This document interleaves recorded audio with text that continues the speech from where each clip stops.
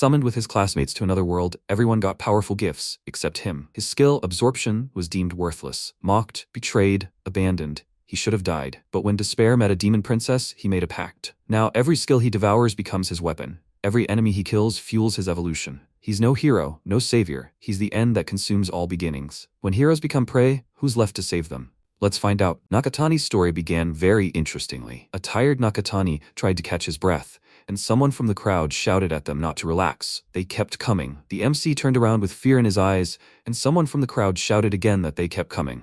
The monsters were moving towards the crowd. Naoki Miyamoto ordered the monsters to advance, and, with one swing of his sword, he chopped off their heads. The guys behind him asked in surprise, how many did he just kill? Naoki was amazing. Nakatani turned at the noise behind him and saw Onizuka preparing to slam a large rock into the ground. Onizuka hurled the rock, and the whole crowd screamed. Onizuka's good too. Such incredible power as expected from the skill of the ogre god. Minase shouted to everyone. Then she folded her hands in front of her and a light appeared above her. Nakatani extended his hand and said, come on. Then he plunged his sword into the monster's back and killed it. MC, breathing heavily, looked in horror at the monster lying on the ground, his hands shaking. Looking ahead, Nakatani cursed loudly. A voice from the crowd said it was all because of his incredible strength. Onizuka put his hands behind his head and told Naoki to leave these weaklings and go straight to the boss. Naoki replied that it couldn't be helped. Everything had to be in order, although he didn't deny that it wasn't as difficult as it sounded. Then Onizuka shouted to the crowd that they needed to gather their strength. They were too slow. They needed to hurry and stomp faster. Then Minase called out to them, Onizuka, Naoki, why don't they take a break? She thinks it will help them in the next battles. She asked them, shall we take a break? They replied, okay, they're taking a break. Someone from the crowd exclaimed joyfully. Nakatani greedily gulped down water, sitting at a distance from everyone. He thought about how long it had been. A long time had passed. They were in this world because they were summoned. Until recently, Nakatani thought he was supposed to be an ordinary high school student. The bell rang and he kept thinking that he should hurry home and start that new game. Suddenly, a crack was heard. MC looked at the floor and asked, what is that? A crack appeared in the floor. That day they were swallowed by light. A bright light erupted from the floor in the classroom, and MC asked in confusion, what the hell is that? The whole class found themselves on some kind of field, and strangers were looking down on them. MC asked, what? A man with a crown on his head joyfully exclaimed that they did it. He greeted them. The crowd immediately started shouting indignantly. What? What the hell? Why are they here? Where's the school? Someone turned to the man and asked him, what did he do? They need to let him go home. He's going to be late. Someone's phone died. Someone else yelled, this sucks. Naoki suddenly shouted at everyone that they needed to figure out what was going on. They'd talk to this guy first. He then turned to the man, asking if he could ask him a question. Nakatani, he thought, as expected of the student council president. One word restored the boy's composure. He thought, he's quite charismatic, I guess. They calmed down and learned a lot about this world. There are many different races and cultures in this world. They were summoned when the empire was in danger. Then an information window appeared. Nakatani Yuto, level 1, special skill, absorption. The reason they were called heroes. MC looked at his window, surprised, thinking, is this a bug? It turns out everyone summoned to this world had a special power. Absorption. What does that mean? Someone in the crowd exclaimed. A gash appeared on the pillar above the soldier's head. Naoki sliced the large pillar in half with his sword. The crowd exclaimed that it was excellent work, calling him a hero. Akane ran up to the president, hugged him, and joyfully declared, it's Naoki. He will succeed first in everything. MC continued thinking. It seemed like it was a skill, and everyone had a special one. Naoki Miyamoto, Level 1, special skill, heroism. It seemed that each of them had their own power in this world. Magic and martial arts, recovery techniques, body enhancements. Everyone in their class had gained strong skills. No wonder they were called heroes. Compared to them, MC had gained a weak skill that could simply attract various objects. The guys approached him and asked, what was that? Weak. He'll be the first to die. Nakatani turned to them and thought, what? They shouldn't look at him like that. Even with this power, he had to do everything in his power. The commander shouted, Onizuka, didn't he say that if they aggroed even one monster, others nearby would feel it too, so they needed to be more collected? Onizuka told him to shut up. He shouldn't have spoken to him like that. It wasn't his fault in the first place. He didn't need to tell him what to do, or he'd kill him. The head knight shouted at him to let go. Now wasn't the time for arguing. Someone shouted that they had to get up. The monsters were advancing. They needed to prepare for battle. MC turned his head and saw monsters running towards them. Naoki drew his sword and killed 3 monsters with one blow. Then he shouted that they had nothing to fear. They could do it. Follow him. While everyone was fighting monsters, Nakatani thought that even here he was different, but he would try. Suddenly, a monster attacked him from behind. MC didn't expect it. He blocked the monster's strike with his sword, threw it away and yelled at it to go away. The sword in Nakatani's hand shattered into pieces, and the monster laughed at him and rushed to attack. A comrade came to MC's aid and cut the monster into pieces. Nakatani sighed with relief. He was shaking all over and thought it was impossible. He couldn't do it. He had no strength. A monster ran past him and MC shouted, "Minase, danger!" Nakatani rushed after it and thought it happened in the blink of an eye. He couldn't attack the monster with such force, so he pushed Minase out of the monster's attack trajectory. It was the best he could do at that moment. Minase shouted, "Nakatani!" The monster rushed at the unarmed MC and dealt him a strong blow. Nakatani lost consciousness and wondered what he had done. Guys like him should play the fool. He had lived like this before. He couldn't move. Someone shouted for them to leave him and go. Minase objected. Nakatani protected her. She couldn't leave him. Someone said he was cursed in a way that couldn't be cured. The monster must have done it. MC wondered if he was cursed. The commander asked, maybe he was cursed from the start? If that was the case, it was unpleasant. Someone appealed to Minase to leave Nakatani. Naoki said he understood her feelings, but if he couldn't be cured, then they should abandon him. Someone from the crowd said he was useless. They couldn't do anything. He agreed with Naoki. He was weak. MC thought again. Were they joking? They should wait. Minase shouted to everyone that Nakatani was their friend. Why then? Onizuka replied. Friend? He doesn't consider weaklings his friends. Besides, isn't it his fault that he's going to die? Someone from the crowd said again that he seemed right. He was so pathetic, being such a weakling. Don't tell me he wants to drag Minase down. MC thought, what were they even talking about? He did everything he could, didn't he? Even though he tried to save Minase? Why? Minase tearfully told him to forgive her. If only she could cure him. Naoki grabbed her hand and told her to stop. She did everything she could. She had to survive for Nakatani. MC thought that Minase should wait. He didn't want to die. Naoki approached Nakatani and said that he was the anchor of the team. Minase is a valuable healer, and he hurt her heart. He hates useless trash like him. Well, at least he should suffer and die. Nakatani listened to him with surprise and incomprehension on his face. The commander approached Naoki and said that the curse could be transmitted. He needed to hurry. Naoki apologized and said that he was just saying goodbye to a classmate for the last time. MC thought with fear, what was that supposed to mean? Naoki was so kind. His throat hurt. If only he could talk. He was cold. He couldn't breathe. He couldn't move. Lying on the ground, Nakatani wondered if they would let him die like this. Onizuka called out to Naoki. He had a good idea. Naoki shouted at him that there was a curse there. Come closer. Onizuka interrupted him. He shouldn't tell him what to do. Even he was called a hero, right? Why don't they kill him themselves? They would call this gathering experience. From the crowd came a cry. Onizuka, stop. MC, watching Onizuka approach him, thought, what is he talking about? He shouldn't approach him. Damn. His body. He needed to move. He didn't want to. He hated it. He was getting colder. He didn't want to die. Onizuka walked up to MC, picked him up by the clothes, and swung his hand to hit him. At that moment, MC heard a voice telling him to use his power. If he didn't want to die, he should use his power. MC laughed to himself, thinking, power? But he's weak. Maybe he should really try? Even with that kind of power, if he can pull off a dirty trick, then at least he can make everyone laugh before he dies. Onizuka looked at MC in surprise and said, calling him an idiot. What's he doing? A white light appeared. Minase screamed in surprise. Akane loudly asked, what was that? Everyone was surprised. Onizuka shouted that he was an idiot. He shouldn't come near. Someone from the crowd shouted his name and asked, is he okay? What happened? What did he do? MC stood on the ground, looking at his hands and wondering if his body could really move. Onizuka swung at Nakatani again and shouted, he'll kill him. His life is useless, so this should be his experience. MC closed his eyes, then opened one and realized he blocked the attack. Onizuka cursed and said he should let him go. Naoki asked in shock. What? Was Onizuka's ogre god stopped? But how? Suddenly, the voice rang out again. Absorption. That's his true power. Nakatani threw Onizuka back hard. The voice continued. It absorbed his ogre god skill. MC, confused, asked, absorbed? Onizuka said angrily, calling him an idiot. He was hiding his power. Did he want to humiliate him by pretending to be weak? Onizuka swung again and shouted that he needed to get lost. He'd definitely take him down. Dodging the blow, MC thought he wouldn't let them kill him. He was better now that he had the chance. He grabbed Onizuka and threw him against the wall, still thinking he'd kill him. Everyone watched in surprise. Onizuka coughed up blood. The leader of the knights laughed, grabbed MC's hand, and said he never thought he had such strength. Surpassing Onizuka, that's definitely a hero's talent. Nakatani dropped his hand and said he was glad to hear it. He wanted to leave him to die. He hated him. MC remembered the commander saying he was cursed and should be abandoned. Naoki ran up to them and asked Nakatani where he was going. MC turned and headed away from them. Naoki continued. He wouldn't let him do whatever he wanted. He asked, him? MC continued walking. Minase called out to MC and asked, him? MC glanced at her, turned away, and continued walking. Naoki told Minase to take care of Onizuka. She replied in the affirmative. Naoki, turning to the commander, said it was dangerous to leave Nakatani alone. He had enough strength to defeat Onizuka. He could become a powerful enemy, so the next time they met, he would. MC walked through the cave and thought, it's cold, he's freezing. How long has he been walking? Fortunately, He didn't encounter any monsters. The voice was heard again. He took care of them. Nakatani turned his head and asked, "What?" He saw many dead monsters. The voice again told him to be faster, calling him an outsider. Nakatani saw a large door in front of him and asked, "What the hell is that?" The strongest skill had awakened. What lies behind the door that appeared before Nakatani? An information window appeared. Nakatani, special skill,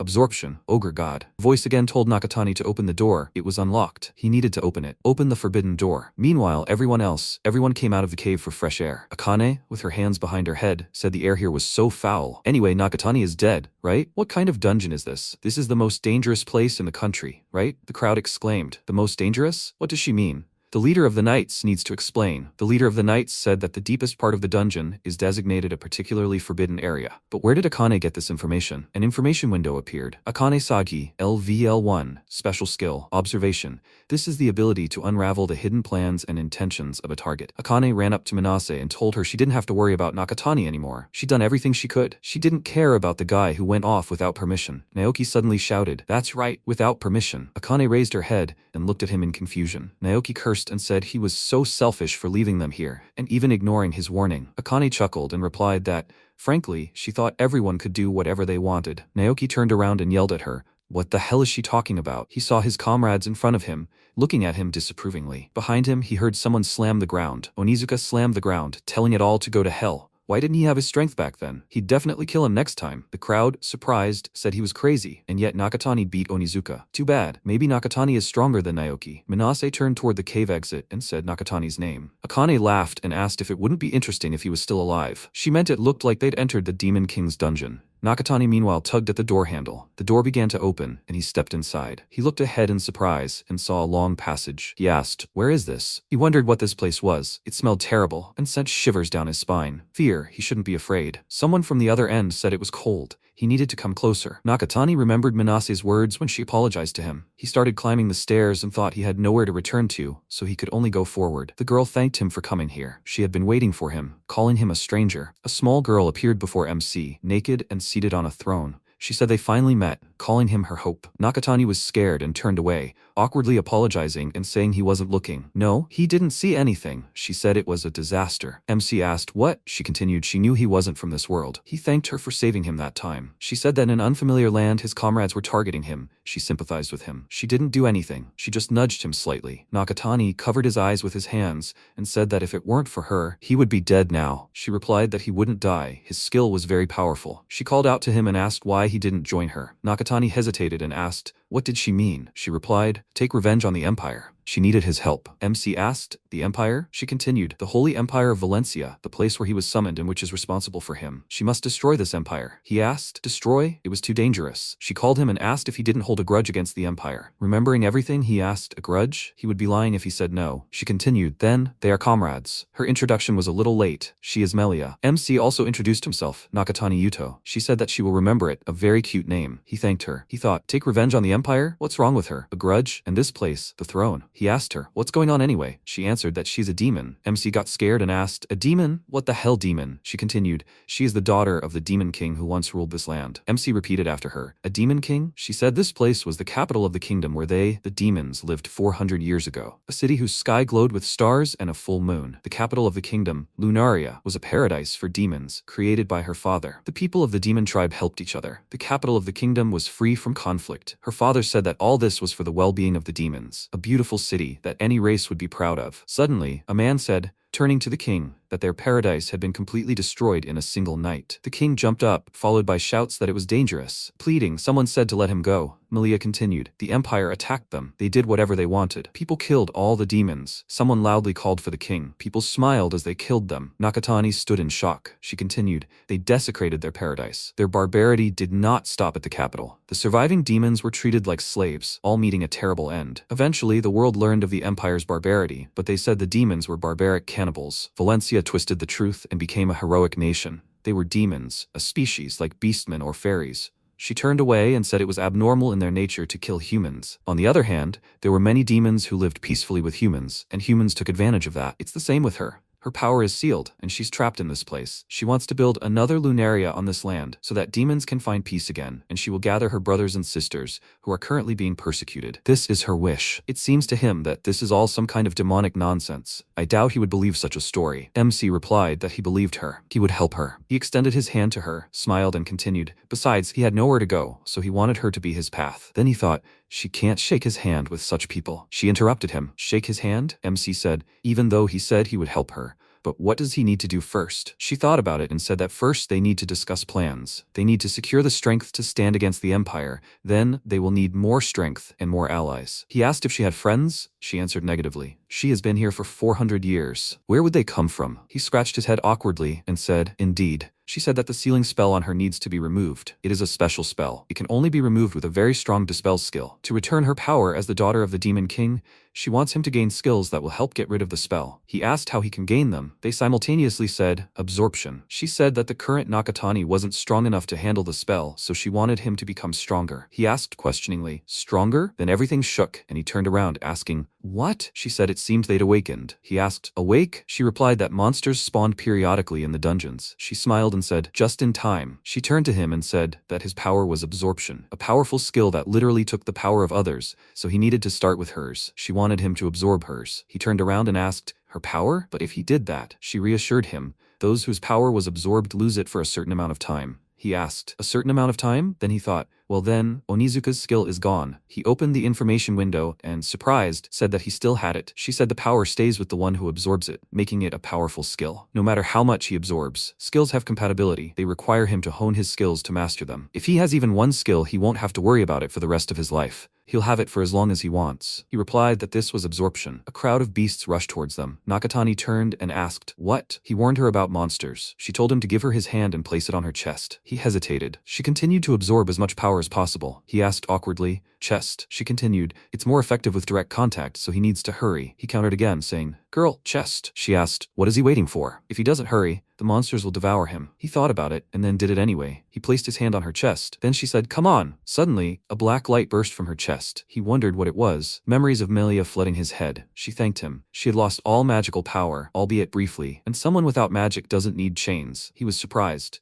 She congratulated him on the absorption. Thanks to him, she was finally free. She asked how he felt. He looked at his hand and asked, what? She continued, it seemed he had enough magical energy, but he needed to learn to control it. It was okay. He could do it quickly. He opened his information window. She continued, magical enhancement and magical power conversion. The information window said, Nakatani Yuto, special skill, absorption, ogre god, magical enhancement, magical power conversion, black burial. She said her skills would be useful to him. They should go. Nakatani's current power was enough to kill those monsters. He said he still couldn't control it. She took his hand and said it was okay. She was with him. He calmed down and turned towards the monsters. She encouraged him. Melia said he was the chosen one. If he had even one skill, he didn't have to worry about anything. He could have as much as he wanted. He could take over everything. He thought, step by step. He was beginning to understand. Black Burial was a skill that controlled shadows. It could make up for the ogre god's lack of physical strength. He slammed his hand on the ground and shouted, Black Burial. He thought, crushing him with Black Burial with all his might. He shouted again, Absorption. He said he was tired. She asked him if everything was okay. There were no more monsters. She praised him for his good work. They needed to see. His level had also risen. An information window appeared. Nakatani Yuto, LV87, special skill, absorption, ogre god, hard claw, flash, lightning strike, whirlwind, magic enhancement, magic power conversion, black burial. He said, flash and hard claw.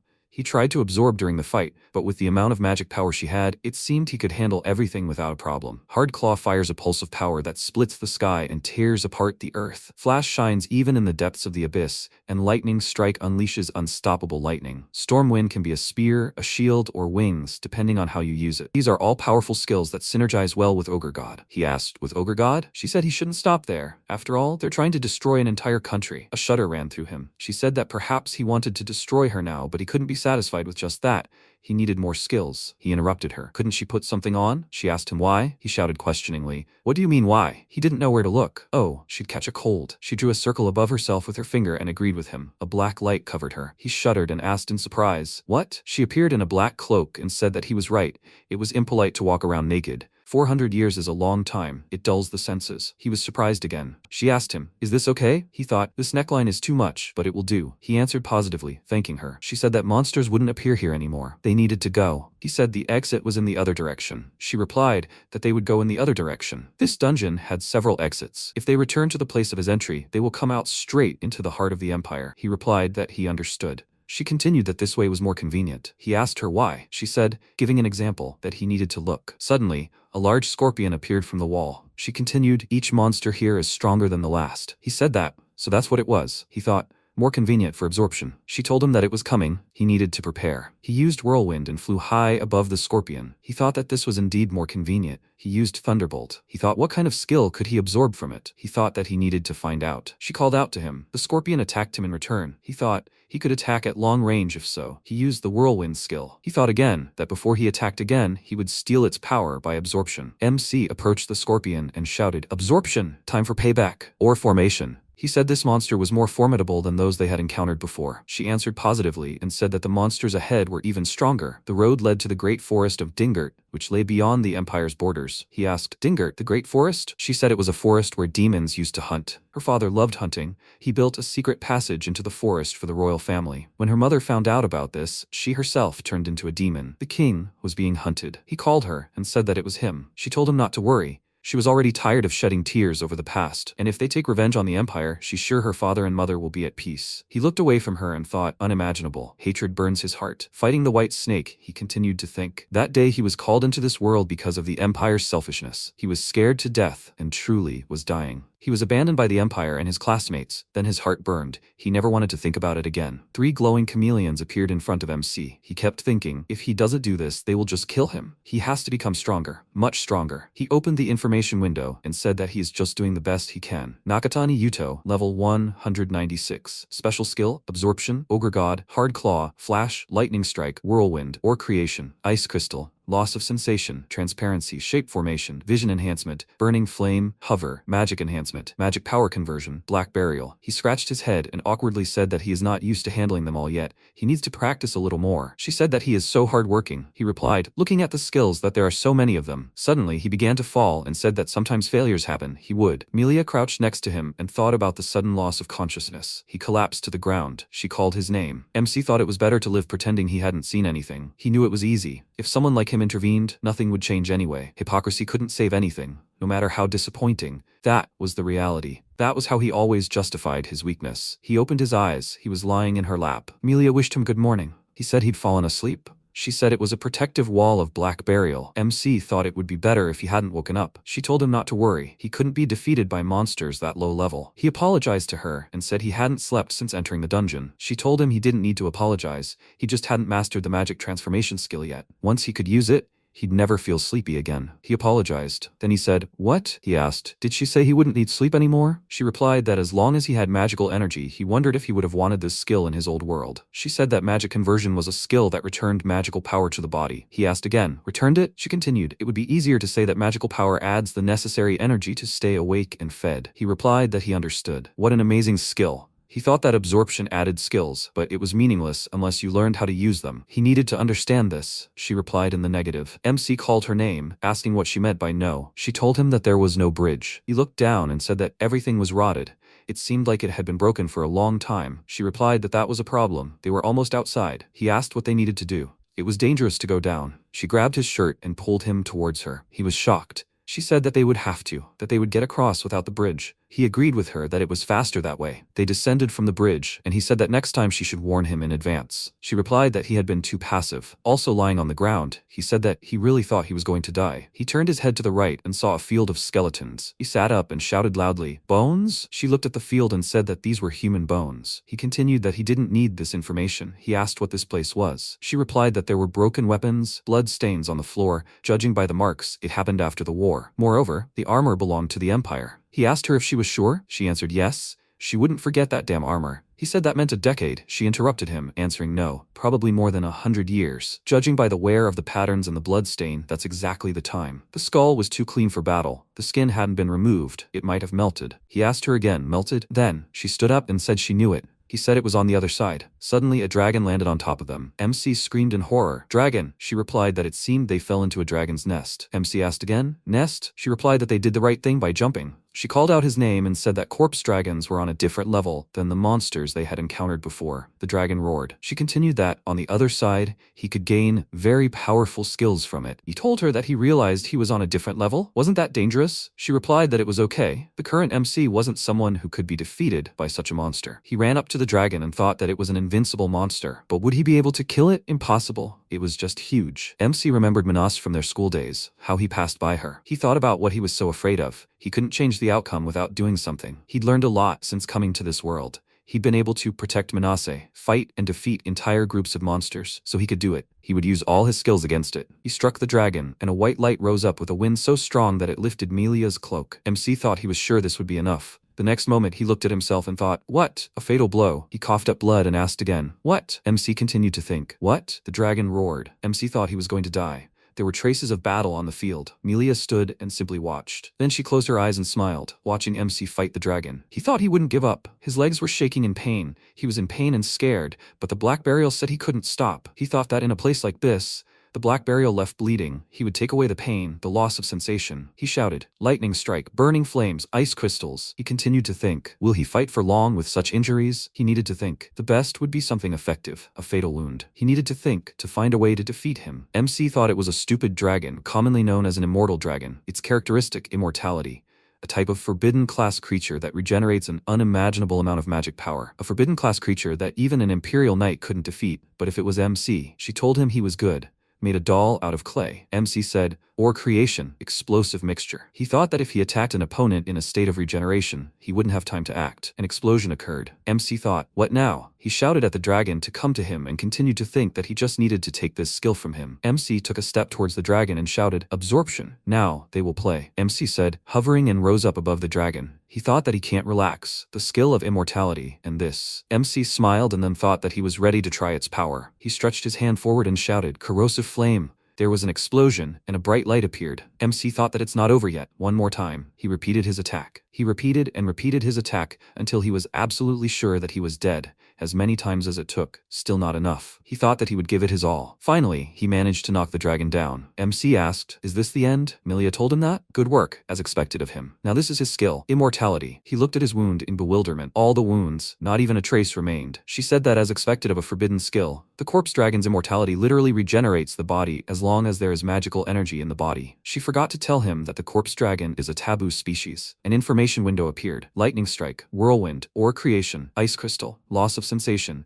transparency, shape formation, poisonous skin, burning flame, corrosive flame, immortality, magical enhancement. MC asked her again, taboo? She continued that it was a general name for creatures with incredible power beyond human control. In other words, he had obtained forbidden powers. MC thought, taboo? Such power. She told him that they needed to go. The great forest of Dingert was right around the corner. MC thought that he was going to the farthest places with renewed strength and told her that he was going somewhere in the empire. The boys were practicing their skills. A young knight approached and said that, as expected, he couldn't believe they were handling the skills so easily. The commander replied that he was skeptical at first. It seemed he had underestimated them. They continued practicing their skills. The guy asked, what was that? Someone in the crowd said Naoki was amazing. Everyone praised him. The commander said he couldn't believe he was such an amazing mage. Moreover, he has excellent swordsmanship. Naoki called out to him and said that the others were getting stronger too. That's what he wanted. It was all thanks to the Empire's excellent leadership. He was in their debt. The commander told him not to be modest. Onizuka screamed and struck the knight. He said it wasn't that bad. He yelled, does he want to get stronger or what? Naoki said that all he wanted was for Onizuka to be calmer.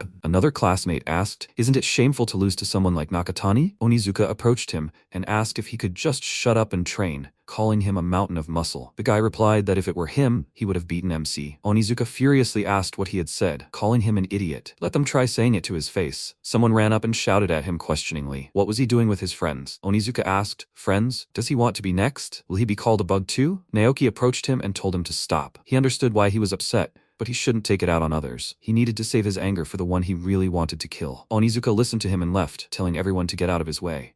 The guy said he irritated him. Another guy thanked Naoki. Minase looked at them. Someone from the crowd said, as expected of Naoki, he can pacify Onizuka. That was cool. Akane noticed her. She walked up to her and put her hands on her shoulders. Minase got scared and shouted, "What?" Akane said she was caught. Did she want to cheer up a little? Minase told her she was fine. She raised her hands, clenched into fists, and asked if she saw. Akane replied that everyone was trying so hard, she felt depressed. She couldn't do anything. Minase told her that if that's the case, then okay. Moreover, she was sure that MC was the one who was hurting the most. She remembered his image, said that it didn't matter what happened to MC. She thought of him as a friend, so she would heal him next time, no matter what happened. Absolutely. She said that they shouldn't be sad, they had to try. Akane told her that she was being too serious. A girl with long black hair pulled back into a ponytail appeared. Someone said, as expected of such a remarkable hero. The commander turned around, a little shocked, and asked, "What?" He greeted the commander. Someone shouted his name. "Chancellor Dennis!" The commander asked Secretary Dahlia and Lord Roy what was going on. The man replied that their reaction was perfect. He turned to him and said he hadn't seen him at the summoning ceremony. Naoki looked at them and thought, Chancellor and army commander. The man continued that they had a royal decree. Would they like to accompany them? They were all seated in a large hall, and the man on the stage apologized for arriving so early, but they needed to get straight to the point. He asked if they remembered why they had been summoned. Someone in the crowd replied, "Because the empire is in crisis." The man answered affirmatively and continued that now, facing a crisis, he had received direct orders from the king. He wanted them to finish off the remaining demons on the front lines. Naoki asked, "What about clearing the dungeon?" The man replied, "Their power is real, so dungeons would be a waste of time." Naoki asked again, "What kind of demons are they?" The man replied that demons were barbarians who devoured humans. Half-humans, who devoured innocent lives with glowing eyes, the enemies of humanity. Naoki asked again, half-humans? The man answered affirmatively. Someone in the crowd asked what they meant by being half-human, so they would have to kill humans. Half-humans weren't much different from monsters, so maybe they should kill them? But isn't murder a crime? The man replied, addressing the esteemed hero, that it was a royal decree, and he would be grateful if they followed it. Naoki responded positively, since it was a royal decree. The reason they were brought to these lands as heroes was because the empire was in crisis. Wasn't now the time to give it meaning? A chorus of cries came from the crowd, declaring that Naoki was right. Now they knew what to do. The man replied that he was a worthy man. He thanked him for his generosity. He decided to continue. The remnants of the demons were using the abandoned castle as their base. Milia said there was a thriving demon city, deep in the Dingert forest. It was called Argonam, somewhere in a cave. MC asked, "Argonam?" Milia replied that when she was little, she heard her father say that the demons who left Lunaria lived in that castle. Nakatani asked her what she meant. Maybe there were surviving demons there? She replied that he was right. The next moment, a black circle appeared around MC, and on it was a black cloak, the same as Milia's. MC was surprised. She replied that it was a small reward. He didn't want to walk around in rags forever. He thanked her. She added that, besides, he cared about his appearance. MC thought it was all because of her, and thanked her again. She said that thanks to him, she could go outside again and fulfill the demon's long-awaited dream. They need to go beyond the Great Forest to Dingert, the city of demons, Argonam. In search of demons, both groups are heading to the same place. When she was a little girl, her father told her that the castle was inhabited by demons who had abandoned Lunaria. MC thought that perhaps the surviving demons were still in that castle. He looked at her and asked, "So demons?" She smiled and said she was sure they were here. He asked her how much further it was to the city of demons. She replied that 3 days, if they were lucky, to which he replied that 3 days without his skills, he would never have managed it. It would be too long. He turned back and saw a man who had missed him with an attack. The man said that this is where they were, calling them slackers. He showed a piece of paper with MC's picture and apologized to him, but his head would ensure a comfortable life for them, and wished them a pleasant death. A girl with a ponytail approached a large building. She greeted the small children, who called out to her, calling her little sister. She opened the gate and, entering, said, "It's her. She's coming in." Inside were people in rags. She wished everyone good morning and expressed surprise that there were so many of them today. She would now prepare some food. A small boy approached the cauldron and apologized to her for everything. He said that she cared for them demons day after day. She told them not to worry about it. She helped them because she enjoyed it. The little girl ran with a bowl in her hand and asked if she could have some more. The boy continued that he truly didn't know how to thank her. She told him that they owed her nothing. The dragon people and the demon people were allies. The old lady said that after the tragedy in the capital, the Empire's hands soon reached out to the demon city. They barely survived, but they can only live in secret in this abandoned castle, and they can't even go into the forest without a fight, so she can't express her gratitude. To which Lin replied that when she was a child, the demons treated her very well. That's why she knows them so well. They're not bad, but humans destroy them. Until the day the world understands this, she wants to give her strength for this. A boy from the crowd shouted her name and said that he would become strong enough to protect her. So when he grows up, will she become his wife? She stroked his head and answered in the affirmative. She will wait. He will become a wonderful man. The old lady said, Ali's, she's sure the dragon people still think so. Lin turned to the gate as it opened and wished Mr. Warlow good morning. She told him that dinner is ready while it's still warm. The mister's head appeared at the gate. Lin asked in horror, What, Mr. Warlow?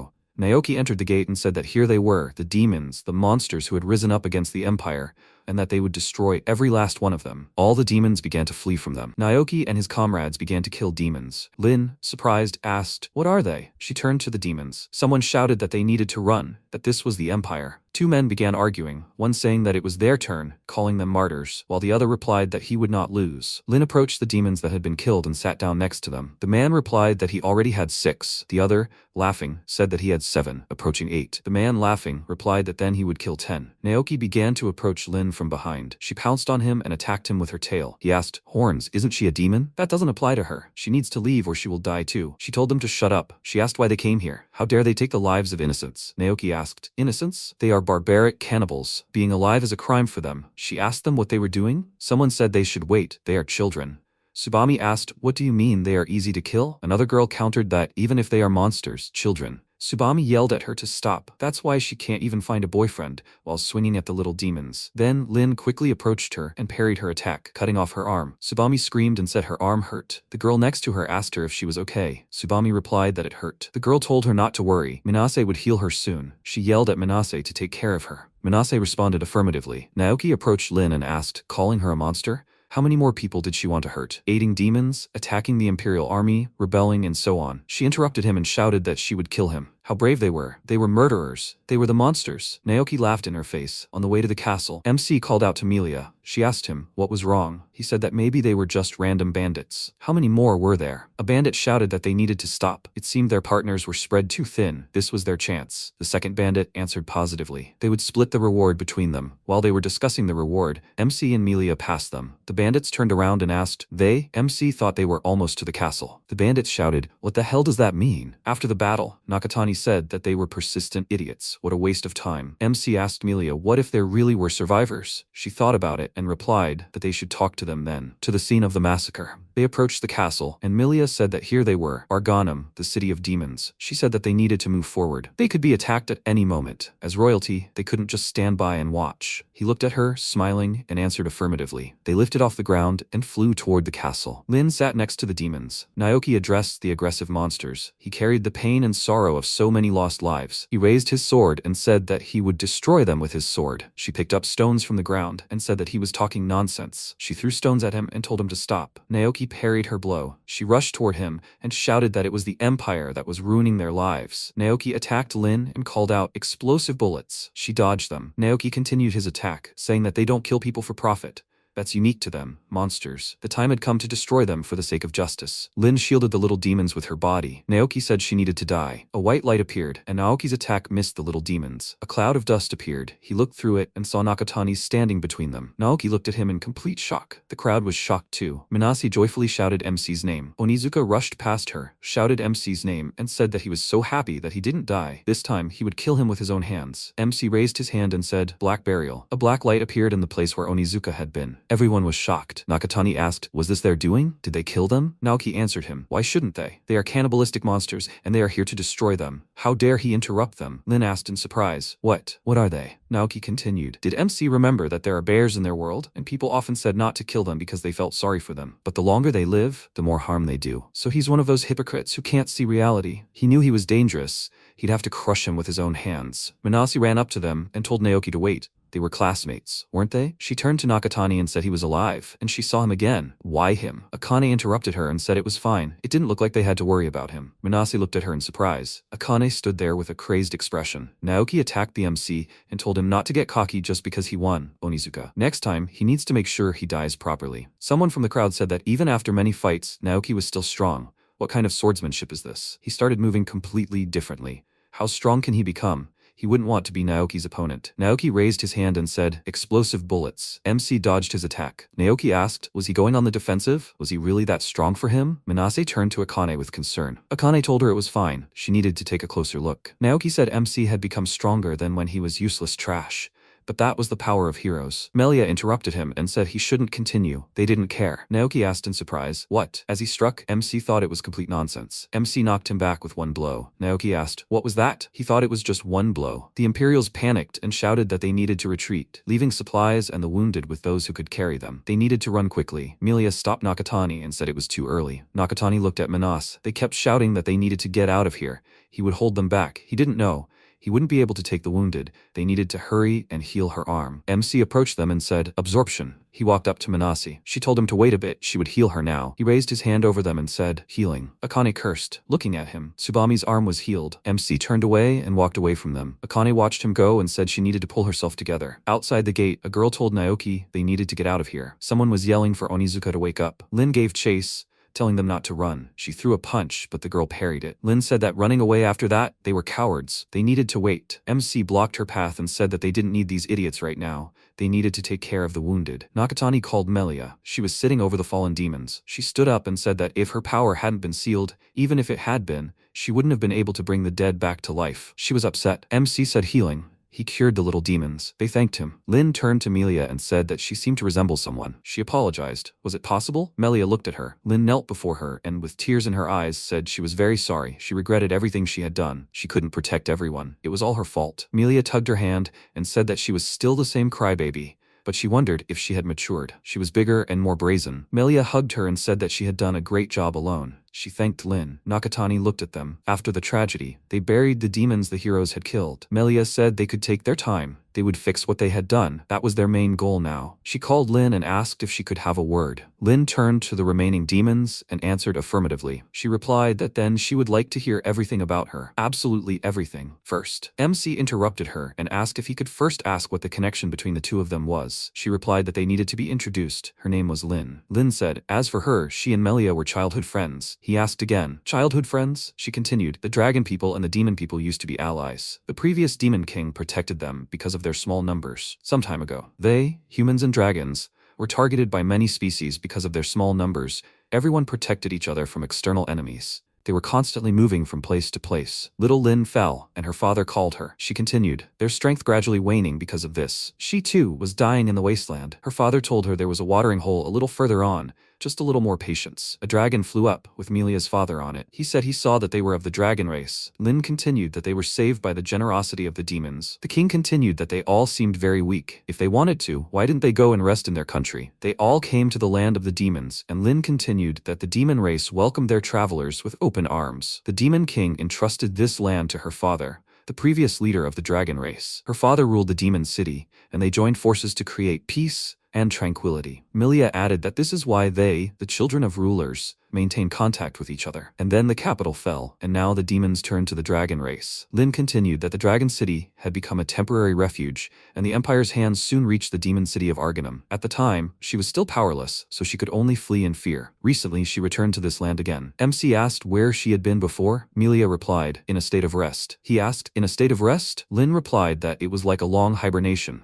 When she was in a dormant state. She had no magic, and she didn't go anywhere during this period. By the time she returned, there was no one left here except small children, the elderly, and the seriously wounded. They were hunted, but those who had the strength to enter were already in the afterlife. MC was surprised and said, alone? Lin continued that she was no match for the heroes. MC thought, heroes, and remembered Naoki's face. Lin continued that the demons hadn't harmed people, hadn't done anything worth killing them for. She began to cry and continued that if they hadn't come, they would all have died. She was very glad that many of them survived. Lin asked Melia who he was. Melia introduced him. She thought he looked like one of the heroes. Melia said that was not true. MC explained that he was summoned to their world along with them, but they were separated for a reason, as she saw the Empire as an enemy to him. Melia replied that this meant that he was on their side. Lin asked if he was with them. Melia asked if she had seen that he was stronger than those heroes. Lin remembered their battle and answered positively. For him, they were easy targets. Melia said that he broke her seal and defeated the heroes. They are the hero of the people, and MC is the hero of the demons. But a little late, of course, but she also found a way to fight back. She asked MC, have they done a good job there yet? He raised his hand and small creatures in the same cloaks as them appeared. He said that each of them was unreliable, but there were too many of them. Melia said that it seemed the Empire actually used this energy to transport goods. MC said that thanks to taking the energy from them, many supplies remained, but that was the problem. It was a kind of byproduct, but the summoning should be very useful in the future. Lin said to wait. Let them not tell her that they could deprive them of their skills? MC replied that only temporarily. Melia added that the use was permanent. Lin said it was incredible power. Melia said that it was, but the Empire called it useless. MC thought about it, a useless skill. I wonder who first called it that, the ability to attract multiple things? It was useless compared to skills like healing magic and summoning, which it absorbed. Melia was the only one who knew true power. She told him he needed to fight.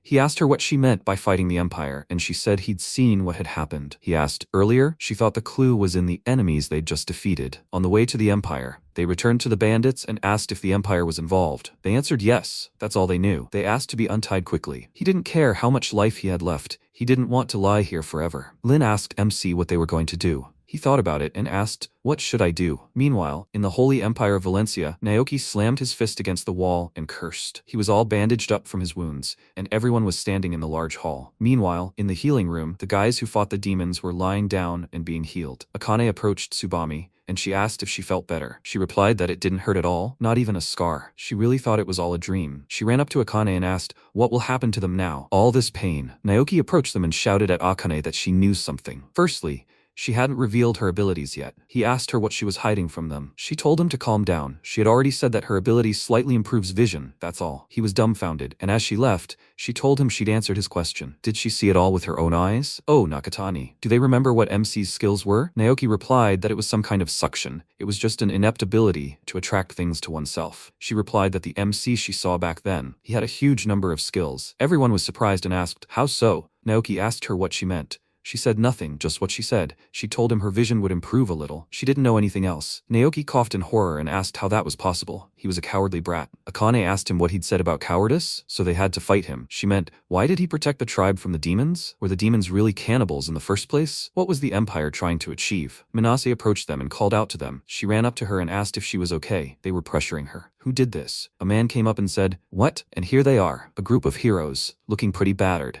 And their heroic skills weren't helping them at all. Naoki asked him who he was. The man replied that they should at least know the rulers of this country, the Lord Treasurer and the next head of the Salisford House, Malcolm Salisford. He said he was pleased to meet them. Naoki apologized and asked what business the Lord Treasurer had with them. He replied that he decided to share his wisdom with them since they had escaped from the remnants of the demons. He even prevented them from remaining in the dungeon as a whole. Naoki asked him, what? The man continued that without him, things would have been much worse for them.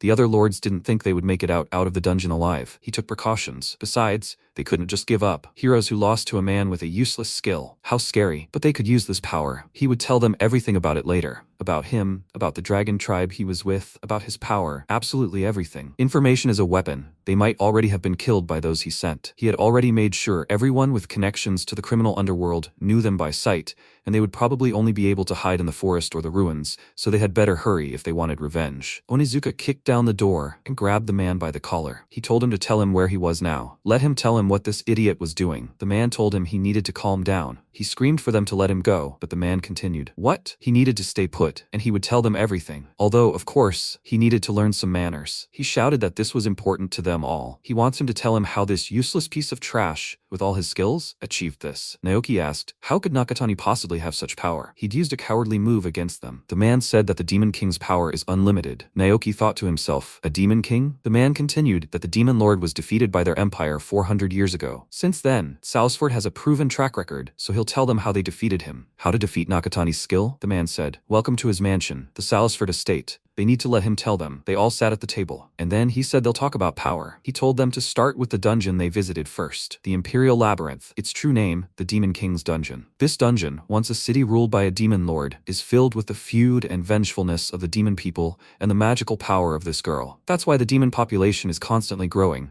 And they were sent on an expedition because it was the perfect place to test their strength. Naoki asked, who is this girl? The man replied that she was the demon lord's daughter and was sealed in the very depths of this dungeon. To prevent future problems, she had to be killed. A man from the crowd asked, sealed at the bottom of the dungeon, don't tell them that this is the girl who was with MC? The man said he was sure it was her. She might have the demon lord's blood, but she's just a child, so it's no big deal. He continued that they, the boys, were defeated. Onizuka said they only had a skirmish with MC. He was the only one they encountered. The man said the girl was sealed by the first generation of heroes and wouldn't be able to show her power. Akane remembered the moment she met MC and the Demon King's daughter. The man continued that humans alone are truly ineffective compared to demons, dragons, and various other subspecies. Humans are very fragile, so they created several weapons for the survival of their species. One of them, the summoning of heroes, was the one who destroyed the demon race 400 years ago. The power of more than 30 of them was combined in one man, an extraordinary hero named Rei, and he is the most powerful. When a hero attains true power, his offensive might can destroy enemy troops with a single blow. Naoki asked if he was saying they were weak. The man replied that, simply put, they were. He was disappointed that they were inferior even to his private army. A boy from the crowd said that this guy, he was holding Onizuka with one hand. He cursed and said he didn't care about the Demon King. Let him tell them about MC. The man continued that indeed, that was part of the reason they were weak. Naoki asked what he meant. He continued that there was no such thing as a hero. By nature, they could only take power. Naoki asked, take it? The man continued that Rei the Brave was summoned to their world with extraordinary power. The hero skill he possessed was simply a skill Rei had originally possessed. His power lay in the ability to grow, learning from the skills of others simply by looking at them, and becoming stronger and stronger. Eventually, he became so strong that the world couldn't bear it. Naoki said that was brutal. The man continued that it was no big deal. In any case, they all received a share of the powers Rei had acquired. They just needed to combine them. Manase asked, combine? Onizuka answered positively. All they needed to do was learn the ability from others. He thought it wouldn't be that hard. The crowd began to murmur. What was that? The Heike skill. Seriously, when did Onizuka manage to do that? Naoki said he understood everything. Meanwhile, the others. Melia said it was so crowded there, too hot. They needed to be patient. They couldn't go out in their old clothes. A change of clothes. She said they were right. Wearing the official attire of a Demon King was no better than calling themselves one. MC said that's what he meant. He thought that if he said it directly, she might have been offended. Lin said she thought the two of them were wanted. They had only told bandits and robbers about them. Melia said it was true. She hadn't walked around the city for a long time, and the fact that she could accompany them like this was thanks to Melia, who had left barriers in the City of Magic. For them, as the royal family, it was natural to protect their city, and she could rely on its strength. MC remembered the bandits. One of them said they were right. The one who handed them out leaflets was Malcolm Salisford, the Empire's treasurer. MC asked again, the treasurer? The bandit continued that he was a nobleman of the Empire, a money-grubbing idiot. He was even more disgusting than them. Bandits, he had estates all over the world, all over the Empire. They would know him when they saw him. MC said that Lord Treasurer was a great nobleman and, moreover, there was some kind of bad vibe. He said he thought the man who just passed by was also complaining about something. They needed to gather some information. Lin agreed with him and said they needed to ask around. Melia nodded affirmatively, food in her mouth. The guys began approaching the townspeople to find out more. MC said he thought they were starting to get the hang of things, as he suspected Malcolm and his ilk had made a terrible impression, even though his family was quite respectable. Salisford helped defeat the Demon King 400 years ago. He had the ability to summon heroes, and with the power of the first hero, he was able to conquer the capital in one night. He turned to Melia, and she told him not to pay attention, that he simply needed to keep talking. He continued that after that, the heroes continued to succeed and grow stronger one after another. He seemed to be very popular among the people, thanks to his absolute strength, but it seemed the upper echelons of the Empire considered the power of such heroes dangerous. The legend on the street was that the hero risked his life to save the Empire from crisis, but in reality the Empire, fearing his power, set traps in the dungeons and killed him. Such were the rumors. He thought the rumors were true. The Empire could do such a thing. Lin said she thought so too. It seemed that Lord Treasurer Malcolm Salisford used his position and wealth to exert pressure on the city, on the people. One of them was a proclamation of emancipation, which sounds good, but in reality, it was about taking away everyone's servants. He also took children from the slums under the pretext of saving the reserve army, and the children of the city's residents were also taken. She cannot forgive them for forcibly humiliating those who have no power. Melia said that they are still enemies.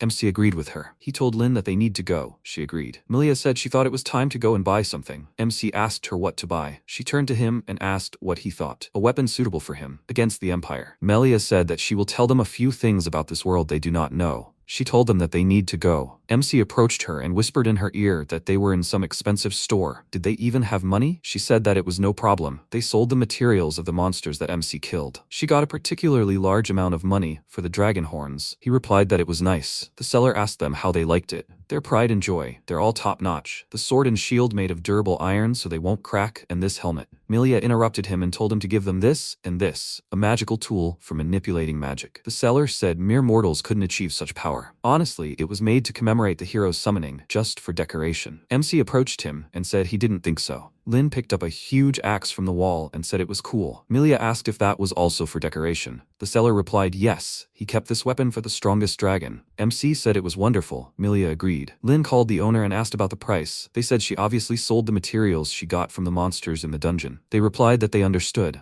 The salesman placed the gloves and axe on the counter and said that their shop cooperates with the Empire, so they always have top-notch products in stock. They hoped for their continued patronage. MC asked if that was why the Lord used them. The salesman answered in the affirmative, but Mr. Silisford's request was a bit ordinary. Everything was custom-made for the craftsmen who work in their city. Weapons and armor that no ordinary person could handle. Milia approached him and asked if he could tell them more about it. MC said they would like to see how the Lord uses them, just in case. The salesman agreed with them and said they should wait. Lin said that only 2 people were here for that. MC said that wasn't part of his plan. He was sure Milia had brought them here specifically. The salesman ran out and thanked them for waiting, handing them a form and saying it was Mr. Salisford's request form. Meanwhile, in the Empire, Mr. Salisford said he knew he had a good eye, just in case they were dealing with heroes, no matter that he was seriously injured and remained in the dungeon. They had to consider the possibility that he had survived. What would they do if it was confirmed? Someone shouted that it didn't matter. The Demon King's daughter had been sealed, but he heard that she had managed to escape. Did they even understand what was happening? He told them not to worry. That's what heroes are for. He said his assistant had already thought of something. Under his leadership, they would become stronger. He replied in the negative and said that he didn't need to rely on heroes. His personal army would be enough for stragglers and little girls. The young man said that then knights would be needed. The man replied that he didn't need them. A deadly hero and a girl with Ray's sealing spell on her were more than enough. Dennis turned to Mr. Salisford and said that he did not want them to underestimate his personal army. The man said that this matter, including the management of the heroes, was now in the hands of the treasurer. The man answered affirmatively and told them to leave it to him. He smiled smugly. As he left the palace in a carriage, he laughingly asked if they had seen it. The military leader himself. How could such an incompetent man end up in Master Dennis's entourage? Did they agree? He surpassed him in money, power, wisdom, and everything else. No matter, that title would soon be his. He arrived home. The butler greeted him. Mr. Malcolm asked for a report from the head butler. The butler, frightened, asked, "What?" Malcolm continued. He hoped the boy's whereabouts were already in the next world. Was he right? Was he already dead? The butler replied in the negative and said there was no report on this matter yet, bowing to everyone. Malcolm put his hand on his shoulder and slapped him across the face, saying he didn't hate jokes. How much money and men had he spent? And not a single report. What the hell was going on? Then someone called him. He said he was back. Malcolm looked up, and his father was standing there. He answered yes, and said that he had officially been assigned to kill the white hero. The father said, turning to his son, not to underestimate him. They had to make sure everything went according to plan. He knew where he was, right? Malcolm answered yes. He headed to the basement and said that he knew they shouldn't have relied on those idiots. The butler asked if he had sent them on an errand. Malcolm replied that they were fools, couldn't even handle a sealed girl, calling them useless idiots. But he still looked at the cage, and 2 pairs of glowing eyes appeared from it. If it came to a massacre, they would definitely come in handy. He smiled maliciously and wickedly. MC said they needed to go to the forest. She asked if they were sure the people were looking for them there. Milia replied that everything would be fine. They couldn't stop over such a trifle. Lin and MC exchanged glances. MC asked her why they came here. She said she was going to lure them. Lin asked, bait? Milia asked, were they worthy of death? Nakatani thought about it. He didn't know. Milia said he had nothing to do with it. He didn't need to worry. Lin asked her what she was doing. She replied that she wanted to ask them for help. She wanted to ask them to help get rid of the people's discontent. Lin asked questioningly, what? MC asked. Was she going to force the heroes to take on the role of Malcolm's hunters? Milia asked. Heroes? She continued that no matter what atrocities the treasurer committed, to make people suffer, it needed to be done outside the city. Lin interrupted her and said that was true, but MC interrupted her. He thought that heroes were pretty much the only people who could do anything,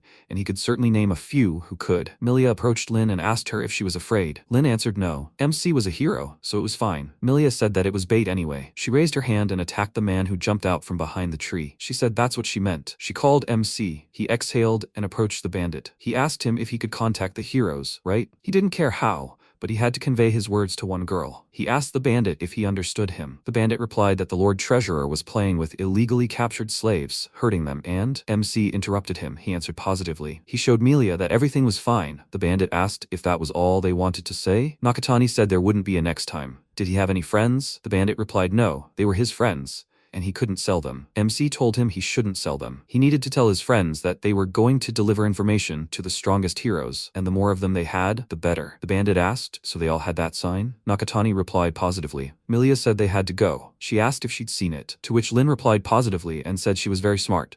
They'd been through some tough times. Lin told MC she was sure he'd had some tough times too. Milia stepped forward and said they needed to get down to business. Lin asked how many times they'd have to do this. Milia replied that they'd already gathered information on the Lord Treasurer, so all they had to do was lure him out. Lin thoughtfully remarked that he wasn't the type to call for reinforcements. She replied that in terms of strength, yes, but the Lord Treasurer's estate, training ground 1. The man replied that he understood. Naoki said that was great. A man from the crowd said that after all, Naoki was still great, he was talented, and was gathering more and more followers. And them? Onizuka called them out, calling them weaklings. They all had useless skills. The guy replied that it wasn't their fault. Akane said she didn't know, as if only a few of them were motivated.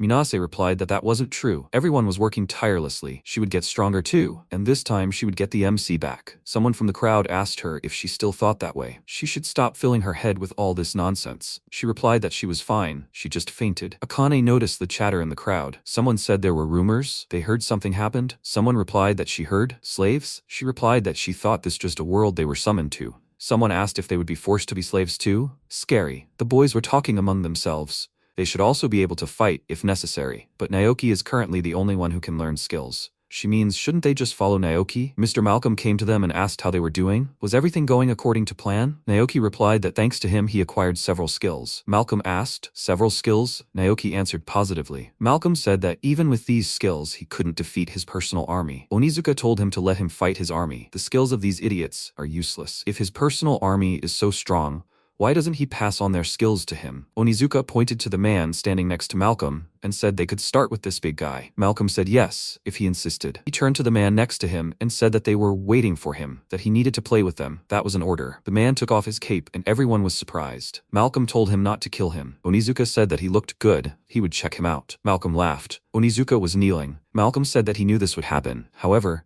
here's what he thought. What about when he started managing them all? Lin asked, are they really coming? Milia said that everything will be fine. If they don't come, it means they can't afford it. MC thought about the bait they used on the heroes and Malcolm. If they tell them where they are, the first thing they will do is come to them. The hero or Malcolm, or maybe both. Nakatani said that the bandit who returned said that he passed on their words. He would say that they are moving forward. Lin asked him what he was talking about. He replied that the strongest members of the female group who exert influence on the heroes were Akane Sajo. Melia said that was just in time. She asked MC if he could tell them about the other heroes, influence and combat effectiveness, and skills, if possible. Nakatani nodded and said, firstly, Naoki Miyamoto. He was the one most susceptible to the influence of heroes. Lin said his name and remembered when he attacked the demon village. Milia said the skill, hero. MC continued that the only thing he knew about this skill was that it was strong. Milia said that at the moment it was useless against them. She asked, who else? MC continued. Onizuka, the guy who attacked him. He had already mastered the skill Ogre God. For the two of them, it didn't seem like a big deal, but for him, he was a threat. On the other hand, Onizuka had been acting selfishly ever since he arrived, lashing out at the people of the Empire. Melia said that now that they're enemies, he's a convenient partner to sow discord from within. That's one of their plans. Lin said the two of them have a lot of influence. She asked Melia how they think things through. Melia said that regarding the girls, there are 4 they should pay attention to. The first is Akane Sajo, whom he'd already mentioned. She says her skill is only improving vision, but she's obviously not telling the whole story. She's always been good at reading the atmosphere and gaining the trust of all kinds of people. It doesn't matter who it is, an adult or a child. Melia said that's already interesting, and MC continued that depending on their impression of Malcolm, it might be possible. He thought Akane had secured her own safety first. She has influence and skill. She'll work to push Malcolm. He continued that there are 3 left. Melia asked, what about the girl obsessed with him? He replied that he didn't know if it was true or not, but Natsuki Minase was very useful with her healing skill. But even more so, her influence on the heroes was as great as Naoki's. Lin asked if that was true. He replied that in the world they lived in, strength wasn't a criterion. Minase had communication skills. The last 2 were Nagisa Ino and Saya Kaido. Saya was the swordswoman Lin encountered. They were simply strong. They had little influence on the others. Milia asked, even from MC's perspective? He replied that he thought they were stronger than Naoki and Onizuka. Although in the original world, combat skills weren't essentially required, they had special training. MC remembered life in that world and thought that even so, it seemed like Naoki was also involved in something. Lin said she was worried about whether they would come at all. Milia said everything would be fine. What about his skills? MC opened the information window and said that the dragon technique requires more practice,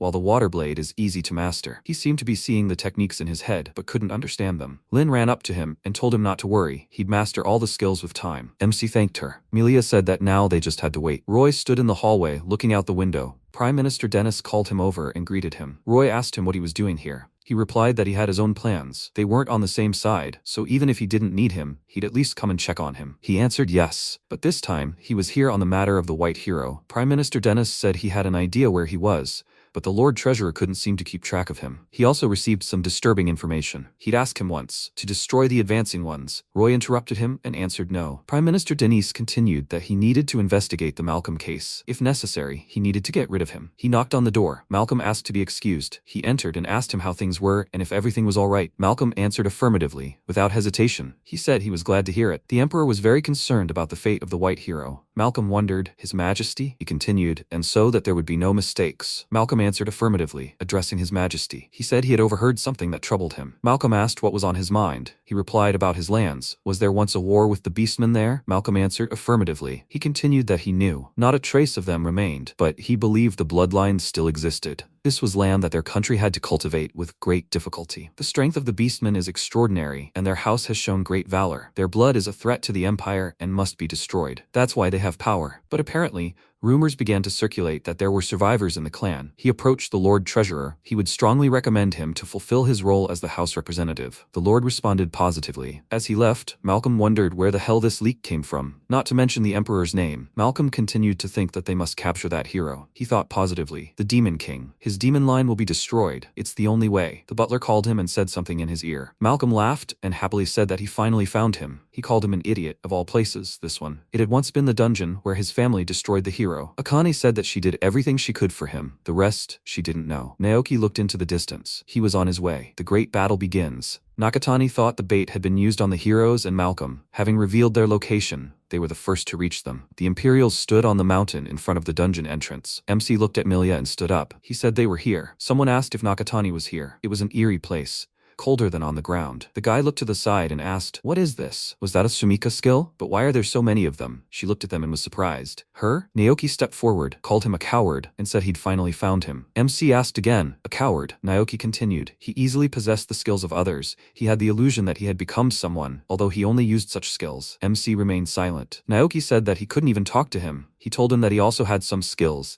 He was no match for him now. Naoki received a powerful blow. He flew back and cursed. Lin stood in front of him. He turned his head and asked, "What?" He needed to wait. Damn it, he was running away again. Lin said he was wrong. She attacked him and continued, "She's his rival. MC shouldn't waste his strength on him." Lin and Naoki fought. Milia called out to Nakatani. He said he understood. He thought their goal was the downfall of the Lord Treasurer of the Empire, bring his illegal use of slaves to light, and bring this information to the heroes. That's why they want to avoid fighting the heroes as much as possible. He said that at least until Malcolm showed up, they needed to remain quiet. Naoki cursed and shouted that they were always bothering them. He said to surround her. They had to finish her off. Large cannons appeared from the ground. Everyone looked at them in surprise. From the crowd came a murmur. What is this? He couldn't use his skills. Malcolm was standing on the mountain. He laughed and called them a bunch of idiots. He said that this place was built to contain people like them. Thanks to them, he managed to gather everyone in one place. They deserved praise. They have to look at the monument. It contains something called the guard skill. Naoki looked at his hand and thought, that is. The crowd began to murmur. What does this mean? What will they do? They can't use their skills. He won't be able to defend himself if monsters show up. They're completely useless right now. Malcolm said that the hero he'd told you about earlier, Ray, had fallen into a similar trap and died. Everyone was surprised. Was that the first hero? Naoki said that made sense. They were just people now. In that case, he'd take Nakatani. Malcolm said to kill them all. They didn't need them. Moreover, they were just getting in the way. The heroes began to grumble. Malcolm and Melia looked at each other. Malcolm thought everyone was striving for victory. Roy asked if he was giving him the right to command the heroes. Malcolm answered affirmatively. He thought he was the best person to lead them. He was counting on him. Malcolm thought he didn't need them here. With his own strength alone, he could deal with the demon tribe. The battle began. Someone called for Ino and Saya. Saya called for Nagisa. She replied that she understood. Malcolm asked, they can't use their powers. How can they fight like that? They're like animals who love to hunt. He answered affirmatively and continued,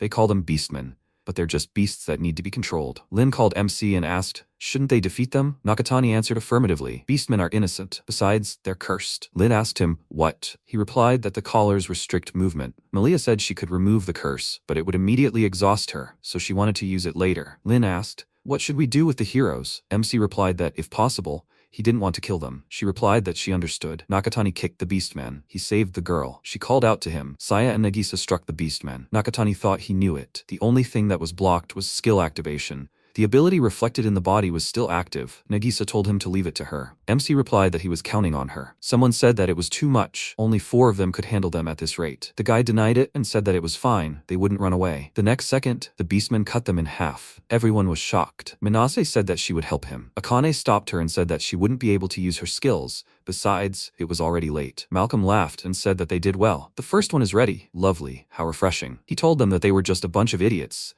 They should remember to kill the girls. Lin called Nakatani. He looked at Malcolm in fury. He said that he was so overconfident, but all he knew was how to look. Blood splashed on him. MC walked up to his dead comrade and said, "Absorption." Malcolm called him an idiot. He shouted at his subordinates to finish with them. The subordinate asked if he was sure. He replied that it didn't matter. They weren't controllable. He would do whatever he wanted with this grimoire. He ordered them to be released. He said they were no match for his secret weapon. 2 beast girls appeared. He ordered them to destroy them. One of them approached MC and offered to play. She attacked MC, and Lin called out to him. He said it was okay. Nina told Nona that she was too tense. They didn't need to rush. They should have fun. Nona replied that she was fine. A tough fight lay ahead. They were still alive. Milia approached the seal. A fierce battle against the Empire. MC heard Milia's thoughts. She said that she needed to give her a little more time. MC replied that he understood. He fought against Nona and Nina. One of them said that running away was so boring. She asked MC, "Is he strong, right?" Nina and Nona attacked MC and Lin. Lin shouted his name. Nakatani said, "Ice crystals." Nina and Nona were shocked. They asked him how he knew about their skills. Lin told him it was time to act. He thought it would work if they used a little more magic. She attacked Nakatani. She laughed. She appeared behind MC and said that she was here again. She attacked him again. She said that he looked much tastier than that little dragon. She appeared behind MC again and said, "What a scent it was." She wished herself bon appetit. Nakatani was surprised and used the skill whirlwind. MC got a bite on his neck. She, laughing, said that she was afraid to get used to such a deliciousness. Her sister agreed with her. MC raised his hand in their direction and answered negatively. He said that this would not work. A white light appeared on the girls. MC cursed and wondered if they were still resisting. The girls were screaming. One of them laughed and cut the light. She said it was dusty here. A guy from the crowd asked, "What's going on?" It was too fast. He couldn't see anything. He said he didn't even know MC could do that. Another guy said that even in this situation, they would do anything to win. The guy asked how to defeat this creature. MC heard Milia's voice, and she answered affirmatively. She said, "Cancel the seal, target the beast, and reboot." Nakatani was surprised and he asked, "What?" The sisters felt sick and they were surprised. The guy said he was getting stronger and they seemed to be getting weaker. The guy wanted to kill them. Saya stopped him and she asked what he was doing. Naoki shouted at her that these were their enemies and if it weren't for them, they wouldn't be here. Milia appeared. Naoki asked MC why he always did as he pleased and broke all the rules. Always. Naoki thought back to all the times with MC. He called him selfish. Saya interrupted him. She said no and said that it just meant he did something he didn't like. Naoki was surprised. Saya approached MC and asked what they were going to do now. He replied that they would retreat as soon as they dealt with Malcolm. She replied that she understood. Malcolm shouted that they needed to shut up. What the hell were they doing? He was against it. Roy walked up to him and struck him. Everyone was shocked. Roy said that for what he had done, he would make sure he was severely punished. He asked MC what they were trying to achieve. He was also after Malcolm, and he couldn't justify the Empire's attempts to turn on its own heroes, although he wasn't sure they should stop it. Maybe they should call a truce, behaving extremely low. Roy said he couldn't handle them. Milia said she had a condition. They would take the beastmen. The Empire might not agree, but they have no choice, do they? Roy said the barrier was pointless. MC was already leaving, but Naoki stopped him. He said he needed to wait. How long was he going to act like this? Naoki was shaking with anger. MC didn't answer him and turning around continued walking. Malcolm opened his eyes in horror. Someone told him he was awake. He wanted to hear the details. The king said there was a threat that couldn't be ignored. Until now, it was the daughter of a powerless demon king and a brave vagabond. But now that these beastmen had joined them, everything had changed. Malcolm stood there, shaking. Roy said he was sorry. Prime Minister Dennis replied negatively, saying they had done a good job, but he had been too naive and hadn't expected him to be so stupid. Malcolm stood in horror. Prime Minister Dennis continued. The descendants of the beastmen, the survivor of the dragon race, the daughter of the demon king, and Nakatani Yuto, now the strongest of the heroes. If they were going to solve this problem, they would have to assume command. Returning was a wise decision. For now, they must appoint a new treasurer. He would leave the Sulisford territory to one of the bravest men in the world. Malcolm, horrified, said he needed to wait. Prime Minister Dennis said, didn't he understand the situation yet? All he could do was pray that his crime wouldn't affect his family. Nobility has its privileges, but with them comes responsibility. And the burden of responsibility is heavy. So heavy that when the time comes for retribution, family members must shoulder it. Malcolm objected, afraid. Prime Minister Dennis continued, unbearable to see him. He couldn't remain a nobleman to the end. Malcolm thought he was an idiot. He was an economist. The knight ran up to them and apologized. Prime Minister Dennis asked him what was wrong. He knew this was the throne room and jumped up. The knight replied in the negative and said that was it. The Minister of Foreign Affairs entered the room and said he would understand when he heard everything. Now for the news. The knight said, turning to the Lord, that he had a report for him. Hero Onizuka, after killing 3, escaped with the remaining heroes. The foreign minister said he had just returned, but he saw everything with his own eyes, so he was sure. Prime Minister Denise turned to Roy and said he was counting on him. Roy ran and answered affirmatively. Minas desperately repeated, cure. She tried to heal her comrades. The boy covered his mouth and asked what they should do. These were his comrades from another world. He couldn't do anything. Roy opened the door and asked, what's going on here? Naoki turned to him. Roy approached Naoki and asked if he could find out what was going on here. Naoki became furious and said, find out? As he saw it, Nakatani and Onizuka had ruined everything. They did whatever they wanted and destroyed everything. Saya and Nagisa stood to the side. Nagisa asked if they wanted their version. Roy said he wanted to hear it. Onizuka shouted for her to repeat it. The girl said she would repeat it over and over again. He was selfish. He was sent to a world where everyone should support each other. She was tired of him acting his own way and getting in the way. It was time for him to grow up. Onizuka shouted at her to shut up. They were all worthless, and yet they were talking to him as if they were better than everyone else. He hit her with such force that her head shattered. Her eyes flew to the sides. Everyone was shocked. Onizuka, shocked, asked how this happened. Telekinesis of the god of death.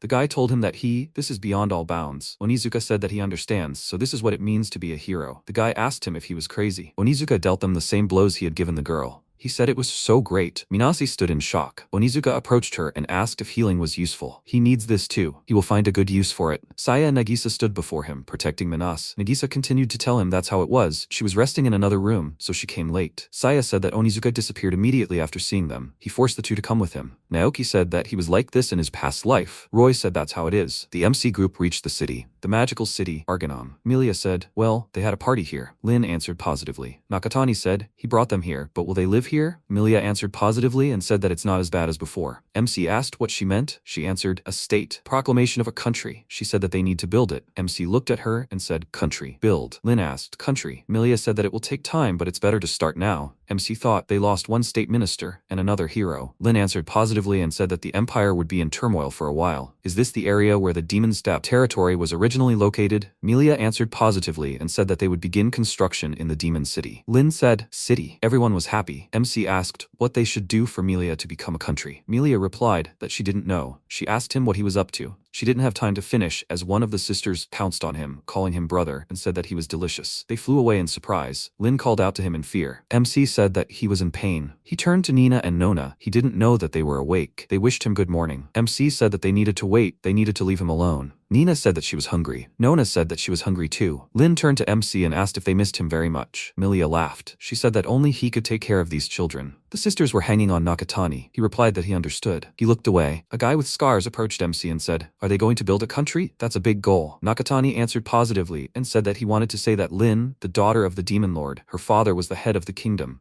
and he had a premonition that Nina and Nona had the same blood. The guy asked why he thought so. MC answered that it was intuition. The guy thought about it and agreed with him. But they are not like demons or dragons. They are a small people. They have lived here for a long time. They used to be a special group of people among the beastmen compared to their usual kind. And now, all of them who are left, they also occupy an important place. He looked at Nona and Nina and said that they must be the most special. MC asked, special? The boy replied that his predecessor had been a very good person, powerful, sometimes sensitive, and he had followed her lead since then. He looked at Nina and Nona and continued, saying that they were the only ones left. MC asked if creating a nation meant much to them. The boy answered affirmatively. MC thought he wasn't on the same side as Lin. He said that if he wanted to be independent eventually, why not? He turned to Milia and said that since the strongest hero was in command, she shouldn't worry about anything until then. Milia agreed. Prime Minister Dennis said that that was all for now. He thanked Roy for his report. Roy responded affirmatively. The king said that he had made another mistake. He should have left them in charge of the heroes.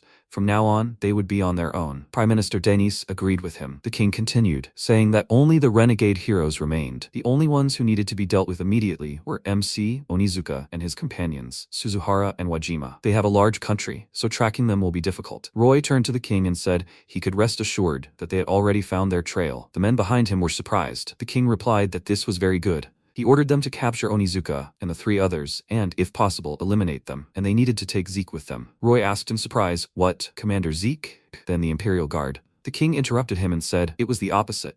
Who else could stop Onizuka?" Prime Minister Dennis said that even Commander Zeke would have a hard time dealing with 3 brave men. Perhaps his heroes could join the attack? The king agreed with him and said that he was entrusting him with command of the Black Wolf Army. They would be no match for the mightiest military machine under Minister Roy's leadership. The others thought, "Black Wolf? But..." The king turned to Voli, confident that he understood his role. He replied that he would negotiate with the hero companion, Nakatani. The king said, "And then they need to send an army." He answered affirmatively and asked if they could win even with such a force. The strongest of the brave, the daughter of the Mad King, a survivor of the dragon race, and then these beastmen joined them. Now they need to call a truce, at least until the matter with Onizuka is resolved. The king said he was right. They went out onto the balcony. The king said he still didn't understand why they were summoning heroes. Naoki glared at them. The king continued, "Even if it was to live up to people's expectations," he thought, upsetting the balance. The king continued, "This would create more problems." The heroes asked Prime Minister Dennis what he wanted. Is it a dungeon, or is it MC again? He doesn't want that anymore, but Prime Minister Dennis interrupted them, thanking them for gathering here. He said that this time he offers them to participate in the parade in the capital. A murmur came from the crowd. A parade? What? He's not in the mood for this. He can't take it anymore. They have to let him go. Prime Minister Dennis said he knew it was too much for them.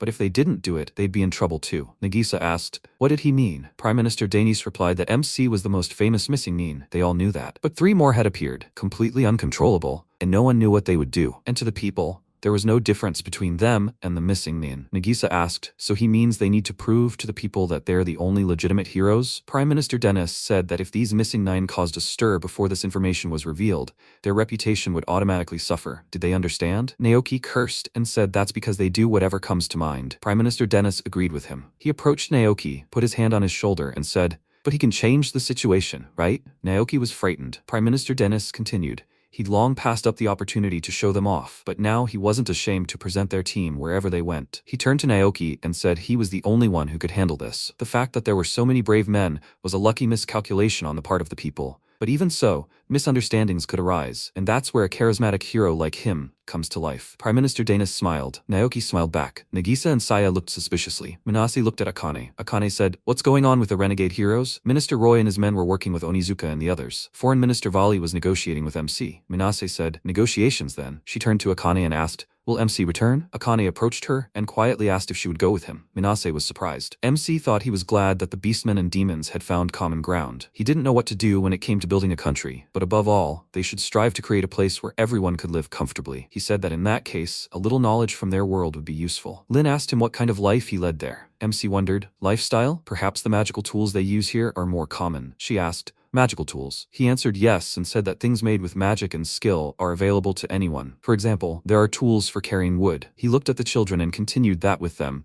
Even that girl could carry it. That was the kind of world they lived in. The boy looked frightened. Lin said that was wonderful, but didn't that make individual skills less important? MC thought about it and said it was hard to imagine such strong characters in his world, but there were still plenty of tools for competition. Melia asked if they thought the heroes there made tools. MC answered no. He said it was more fun when he was the only one special, because tools break down that inequality. Even if they made them, it would take time. He remembered that maybe he could make tools for everyday life. Lin asked again, every day? For example, if they want to wash clothes, they do it manually and with magic. Wouldn't it be easier if they could do it all automatically? So they can do that too? MC thought about it. Convenience. The very idea of a washing machine could be replicated with magic, and other household appliances could be made similarly. But the problem is, you need to get materials, magic stones, and money. Nona called MC. She pointed to the side and said, "Something's coming." Nakatani tensed. He said he wasn't in a position to confront anyone. He needed to prepare for the worst. He asked who they were. The man said he was the Minister of Foreign Affairs of the Holy Empire of Valencia, Voli Samael. He was here to negotiate with the hero Nakatani. MC wondered what their conditions were. A confrontation with the Empire. Voli said they needed to be confident.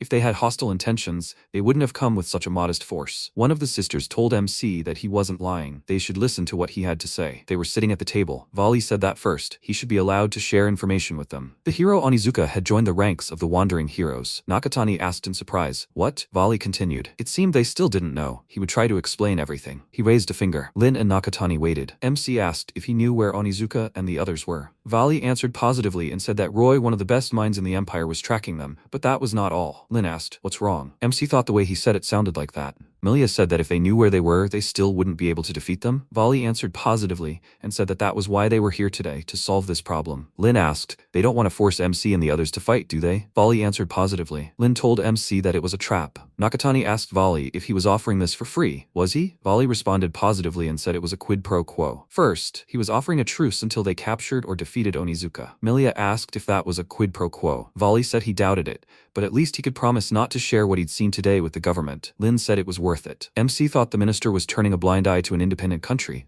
He meant it. Lin continued, and still, there were no guarantees. Voli agreed with her and said there was one point to this story. As far as he could tell, the inhabitants were short of supplies. They'd have to get them first. Given what they were trying to do, they'd need a huge amount of resources, so they'd deal with that. MC said that was it. Voli interrupted him, and he responded positively and said that at this point, these negotiations were the most important. If they failed, the empire would be finished. Milia took the cup and said she understood. The fate of the entire empire depended on their decision. Voli smiled and asked if they were sure about this. If they were serious, they could go after him right now. They had lost 7 heroes in total, particularly because of Onizuka. They knew better than anyone how this could affect them. Lin asked MC what he meant. Nakatani said he had almost never encountered a person's death and resurrection, and it was true that they wouldn't be able to show their true strength now. Voli said the empire's forces were scattered, and the heroes were too headstrong for them to handle. But they wouldn't budge. They had more important things to do than revenge right now. Milia looked at the people outside the window. They were scared. Milia walked to the window and said she understood. Voli said that then, they should continue. Milia said they didn't need those papers, at least not for him. MC looked at her. She said she had suspected this since the beginning of the meeting. Voli stood up with documents in his hand and said that he understood. Was it the tea leaves that gave him away? White crows appeared around him. He said that they were no match for him. Everyone was surprised. Milia asked, Elf, so they are still alive? The elf answered positively and said that they are the race that was destroyed 400 years ago. Lin said that she did not understand what was going on. The phantom race survived. The elf is a minister in an empire where humans dominate. She wondered how long they had existed. The elf said that in 100 years no one would care. MC asked how they were able to imitate them. If they looked like this from the beginning, history would have gone more smoothly. The elf said that it was not very artistic. MC thought, artistry? The elf called MC the greatest of heroes and said that then they should make a new contract. At the parade of heroes, Naoki stood next to the flag. He cursed. The guy asked why Naoki was in a bad mood. He replied that it was because a bunch of girls suddenly disappeared. He asked, really? He replied that they were originally supposed to form his harem. Naoki stood there angry. Saya and Nagisa looked at him. A carriage was driving along the road. MC looked ahead. The children called out to him. He turned and smiled at them. Nakatani and Lin were telling the children something. MC looked at Milia and smiled at her, and she smiled back. The girls exchanged glances and smiled. Someone said that they never ceased to amaze him. Milia agreed and said that they now had more allies. MC looked up and thought that Milia was right. They were provided with material and financial support. They had allies in the very heart of the empire, and of course, this elf minister. Milia said that in return, they still had a lot of work to do. MC agreed with her. He said that Onizuka and the others had to do something, but he noticed someone in the distance. He asked in surprise, what? Who were these people? He saw 3 classmates. He asked in surprise, Sashiro? Why are they here? Lin tensed up. Akane called him and said that they had arrived. He said that they had. Minase called him. He said that they hadn't seen each other for a long time. She answered positively and said that it had been a long time. There were tears in her eyes. She wiped her eyes and said that she was glad to talk to him again. Lin stood in front of Nakatani and asked, so why are they here? The girl was scared. Nina and Nona pounced on MC. He was surprised. The sisters pierced the girls with their eyes. Akane told them to calm down. It was just a friendly visit. She asked if they should talk. Nakatani answered positively. He wondered why they were here and why there were 3 of them. Maybe they were in trouble again? Akane told him not to worry about it. She hugged the girls and said that they were just on sick leave. MC asked, sick leave? Well, since she says so, does she read minds? He answered positively. Akane smiled and said that she just wants to make it easier for them to understand the situation.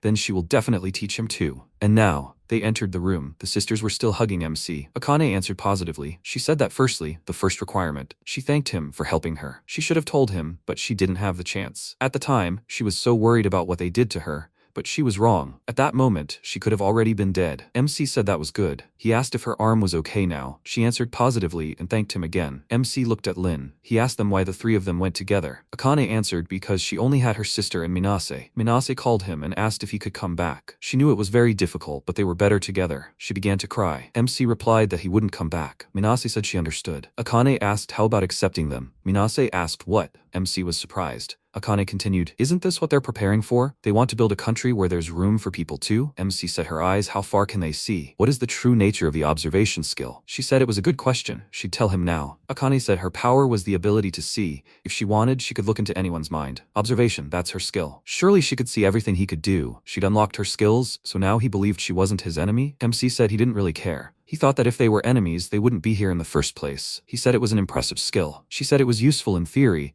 but quite troublesome to use. Lin asked, troublesome? Akane replied that they should want to know. They can't see what they don't think about, and there are things they can't see due to skill limitations. MC asked if they were there to help him master these skills. Akane replied that was part of it. But first, why don't they hear her proposal? She could look up how to remove the seal in the Empire's archives. Milia smiled and said it was interesting. How far could her eyes see? Manase asked MC about his ability to attract objects. He said his skill was absorption. He could take the skills of others. Manase asked, surprised. What? He continued. Then she temporarily lost her power when he took it away. He apologized to her. Manase remembered when she couldn't heal Tsubami's arm and said that was why that time. She said it was okay. She wouldn't have been able to heal her arm that well. Tsubami looked at them questioningly. Akane said that MC's skills were bad. That was for sure. But that girl, she was sealed. Milia smiled. Tsubami asked, sealed? Akane said that Nakatani and the others wanted to build a country here and restore its power. They would do it themselves. Tsubami said, surprised, that they would too. Akane said that it didn't matter who among them, they had to go and score points. MC asked,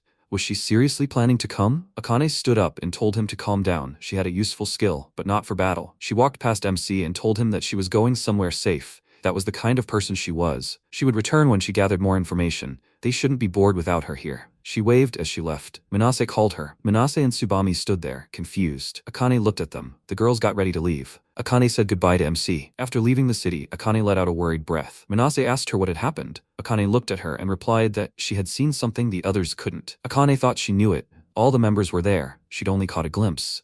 But they were monsters. She said it was good she'd returned alive. Manase said Nakatani wouldn't have done anything like that. Tsubami asked Akane if it was that bad. Akane answered positively and said that, frankly, she'd been lucky. She'd only seen them suppressing her powers, so she'd tried to trick them. She remembered saying that she'd learned the way to break the seal from the Empire. She looked up at the sky and said that if it weren't for that, they'd be useless to them. Tsubami said they'd use them. Manase said that even if she didn't think so, Nakatani, they came into this world together, didn't they? Onizuka grabbed the man by the throat. He called him a piece of trash and threw him away. Onizuka glared at him. He sat on the edge of a rock and cursed. The guy called Onizuka and asked, he attacks bandits day after day. How much longer is he going to continue? Onizuka told them to wake up. This is a dream. The guy asked, a dream? Onizuka said that they suddenly find themselves in a world where everything is so unusual. In a normal world, MC wouldn't do anything to him. He asked him, what will they do then? He said that they can't go home, they're already being hunted. Onizuka said that if this is a dream, why doesn't he just do whatever he wants? He extended his hand to the girl. She, frightened, said that he should stop. Onizuka said that they, heroes, can take lives. His hand was covered in blood. The guy contradicted him. Onizuka smiled wildly and asked, he still hasn't gotten the hang of it? He prefers not to use the gift? They haven't figured it out yet? Onizuka pushed them aside and said that the Empire and heroes were hunting them,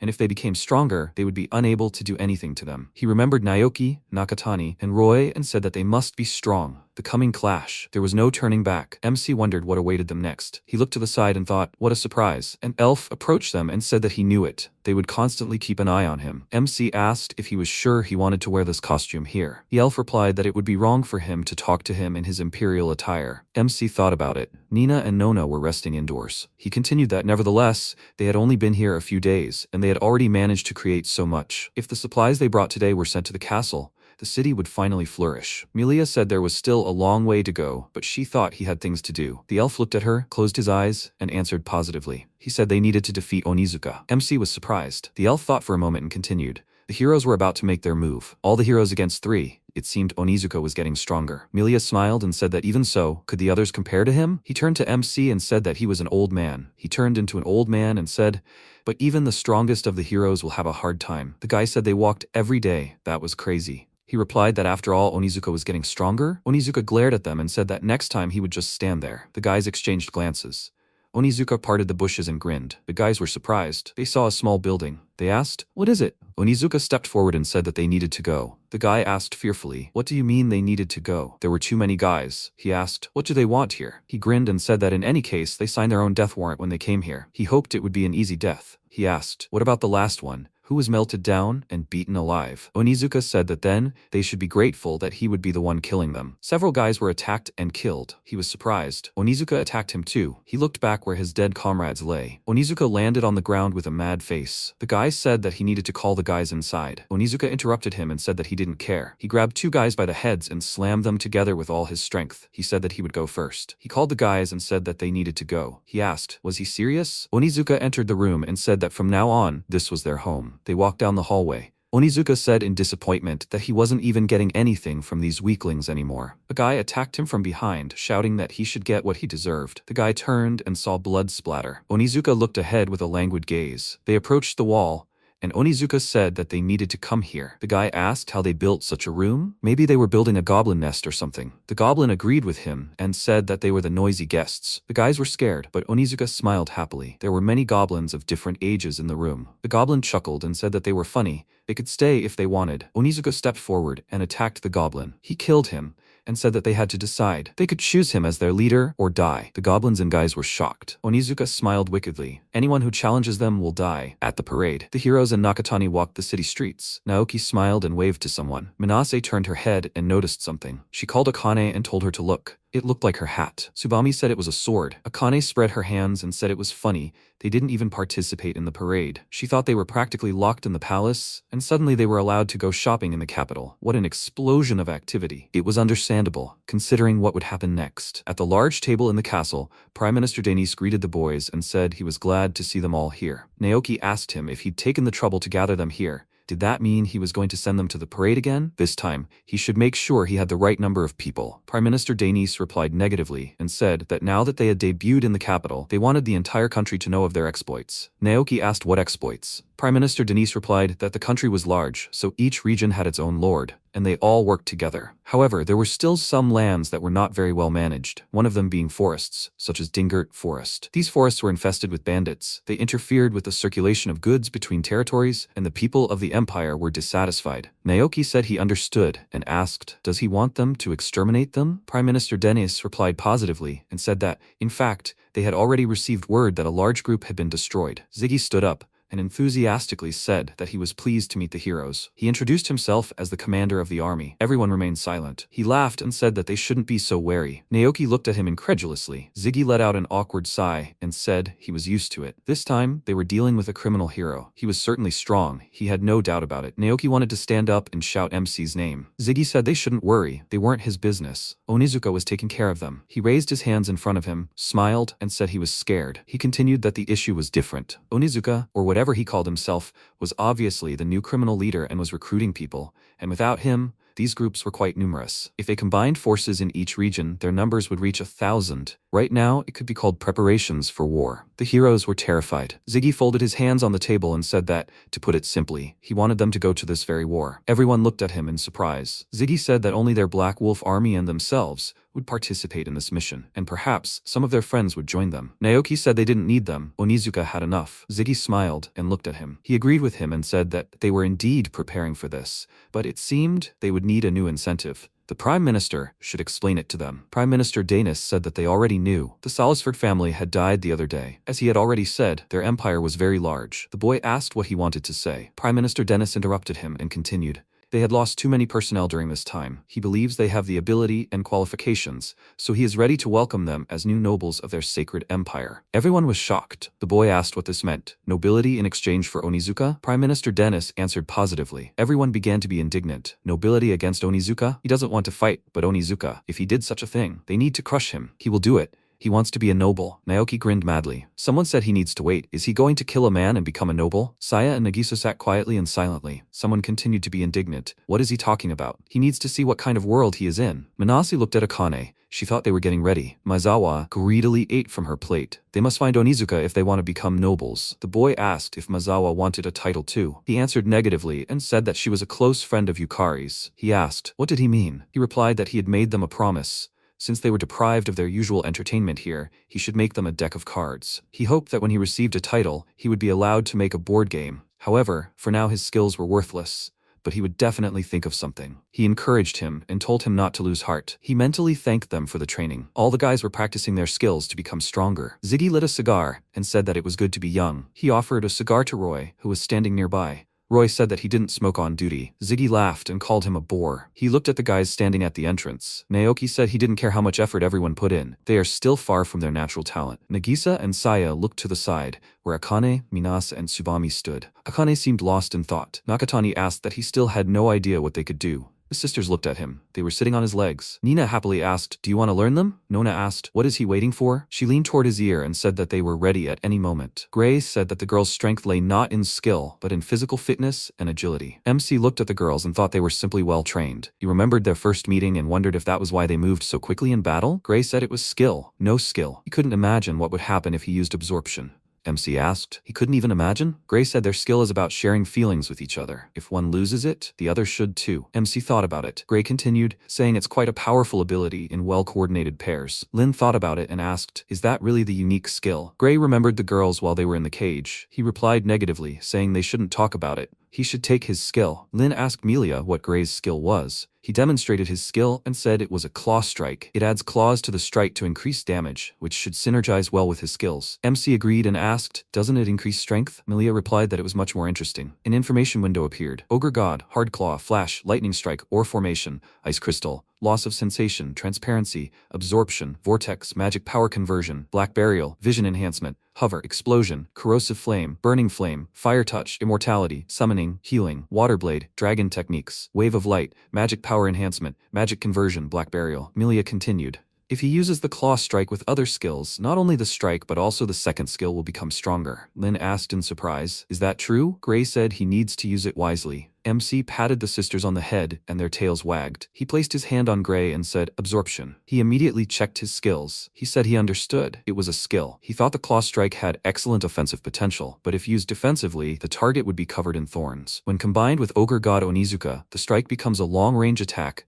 Minase's healing ability gains a greater reach, and carrying skills increase the maximum weight. He looked at Lin and Melia. Lin said that all dragon techniques will hit much further. Melia said that each skill will bring something new. MC asked her if she was sure. She answered yes and said that she should have absorbed the claw strike earlier. MC wanted to object. Nona said that they now follow MC. Nina added, because he is the strongest. Gray looked at them, grinned, and said, well, what a pair. Lin called MC and said that she didn't know how it was in the human world. But in theirs, many would follow him despite his ability. He would see that. Children ran up to them, and a boy pointed at Nakatani. MC closed his eyes and folded his hands in front of him, deep in thought. Melia looked at him, smiling. He said that he hoped that when the time came, he would not let anyone down. Melia said that he shouldn't worry, he would succeed. The guy called Onizuka and asked how he was. Onizuka asked again, how was he? He turned to them and shouted that he couldn't be better. He was scared. Onizuka shouted at the goblins that they should move on, calling them idiots. He thought it was time to become even stronger. He said that he had been sitting around for too long. They were on the way. Someone thought they needed to go faster. To victory. Ziggy called Roy. He asked what was wrong. Ziggy replied that he didn't see the point in rushing things. Roy glared at him and said that he didn't quite understand him. He replied that he needed to calm down. He was just saying that there was no need to rush. Roy asked why. Ziggy replied that it was obvious. They were the most important military unit in the Empire, right? For now. Roy agreed with him. He laughed and said it was good that he didn't argue, and besides, they were much easier to command than heroes. Roy asked what he was getting at. Ziggy smiled and said that if the heroes wiped each other out, what the hell difference did it make if they arrived an hour late? They stopped. Ziggy threw his head back. Roy turned and looked at the squad. Everyone was smiling. Ziggy said that he was well aware of his reputation. He must have noticed that this heroic rabble was rather willful. And it was obvious he was nervous, which meant he, too, suspected something was wrong. Besides, wouldn't the strongest one arrive a little later? Roy asked how he knew. Ziggy quipped and said that, well, nothing would happen if they were late. These heroes were no pushovers. Who knows what they'll come up with? Ziggy looked at his reflection in the flask. Roy said he needed to stop talking nonsense. Ziggy asked if he could perk up a bit. He handed him the flask and muttered that he was treating him. It was delicious. Roy thought that Onizuka had already become a problem that heroes alone couldn't solve. They walked down the hallway. The man with the scar pointed and said that he would be next. They climbed the stairs. He entered the room where Onizuka was sitting on the throne. He said that he heard that a new gang was forming. His name was called. Onizuka interrupted him. He didn't care. He asked what his skills were. He said that he had one. He assured him, extremely useful. Onizuka extended his hand to him. The guy received a mortal wound. Onizuka said that after the fire, a dead man wouldn't become a dead man. He called him a liar. He asked, so what was his skill? Onizuka replied that he had shot fire. He had shot fire. He was shocked. He asked if that was enough. Onizuka replied in the negative and said he needed more. He stood up and stepped forward. He said that skills could be combined to strengthen them. Onizuka cursed and said that only useless trash was coming. They should deal with him on their own. they should accept him into their ranks or kill him. He didn't care. He dragged the body away. He asked Suzuhara what they should do. He asked what their choice was. It was good that Onizuka at least didn't kill the squad's former slen. Someone said Onizuka was cruel. He said that if he just turns everyone into mincemeat. He interrupted him and said that he should speak more quietly, that the fools in the hallway thought they were the chosen ones. He didn't need to be heard. He said that Onizuka had completely lost his mind. It was scary even to stand next to him. He said that he had thought about it too, that if he weren't there, what would they have done against the Empire? He asked Wajima if he understood. Maybe Onizuka had left them to deal with the recruits because he thought they were weak. Wajima asked him if he was serious. He turned and followed Onizuka. Suzuhara interrupted him and said that he would do it because otherwise they would end up in their place. Did he understand? Anyway, even if they returned to school in their world, he wouldn't be able to look anyone in the eye. So Wajima called to him and then closed his eyes. The heroes galloped on their horses. Akane held her hat, full speed ahead to the battle. He said they were almost there. He turned to Naoki and said that their opponents were bandits and criminals who needed to be brought to justice without delay. They had traveled together before, but Naoki said he understood what he meant, but wouldn't it be better to discuss how to deal with Onizuka? As a hero, he couldn't turn a blind eye to his crimes, and he remained true to his decision to the end. They moved on. Akane and Manase rode after them. The commander agreed with Naoki and said that perhaps he had indeed been hasty. Kitajima shouted, "What?" He asked him, "What's there?" Kitajima replied that there should have been about 1,000 of them, but he'd seen many more. His skill was the gaze of a hawk. He said it was too dangerous. He asked, "What the hell is this?" There were too many of them. He asked, "Does he think that's all?" He asked, "Do they have more people?" He remembered and said that the super suspicious guy said he would bring his troops to help them. Maybe then they would equalize in numbers. Naoki rushed forward and shouted to the squad, "They need to attack." Kitajima asked, "Attack?" Minase shouted to Naoki that he should wait a second. Wouldn't it be better to wait for the wolf pack to arrive and join forces? The commander followed him and told everyone to follow Naoki. He said that everything was decided for them again. She asked, "Is this a joke?" The heroes doubted it. Nakatani said that he was leaving everything here to him. Gray asked if he was sure of his decision. MC answered positively and said that to be honest, it's not like he had any other options. However, he knew one thing for sure. No one could handle this better than him. Children ran up to Gray and invited him to play with them. Gray replied that he understood. He didn't need to worry. MC thanked him. Lin waved at them and told them to behave. MC called Milia and asked if she hadn't made a mistake with the time Voli had given her. Had she? She answered yes. Lin asked if something was wrong. MC said that indeed it was. He looked at the sky and thought that something about all this was bothering him. The heroes were fighting Onizuka's gang. He jumped on Nagisa. She glared at him and killed him with one blow of her sword. Saya also destroyed the bandit. Nagisa looked at her. They headed inside. They walked down the corridor. Onizuka asked, "What the hell?" He kept wondering why there was such a noise outside, and it was a bunch of idiots. He called out to Onizuka, Suzuhara, Adzima. Naoki said finally. Naoki shouted his name and asked why he killed Suzuki and Dozima. Onizuka replied that there was no special reason. They were weak and unlucky enough to fall into his hands. Naoki was angry. He said that he was finally finished. Considering there's nowhere to have fun here, this is truly a blessing. He said that he needed to listen. Maybe he should sell them? He could always make another deck. He replied that he didn't think these were good enough to sell yet. He needed to train more. He told Yagami that he envied his alchemy skill. He could make almost anything. He replied that it wasn't half as useful as Suzuki's foresight.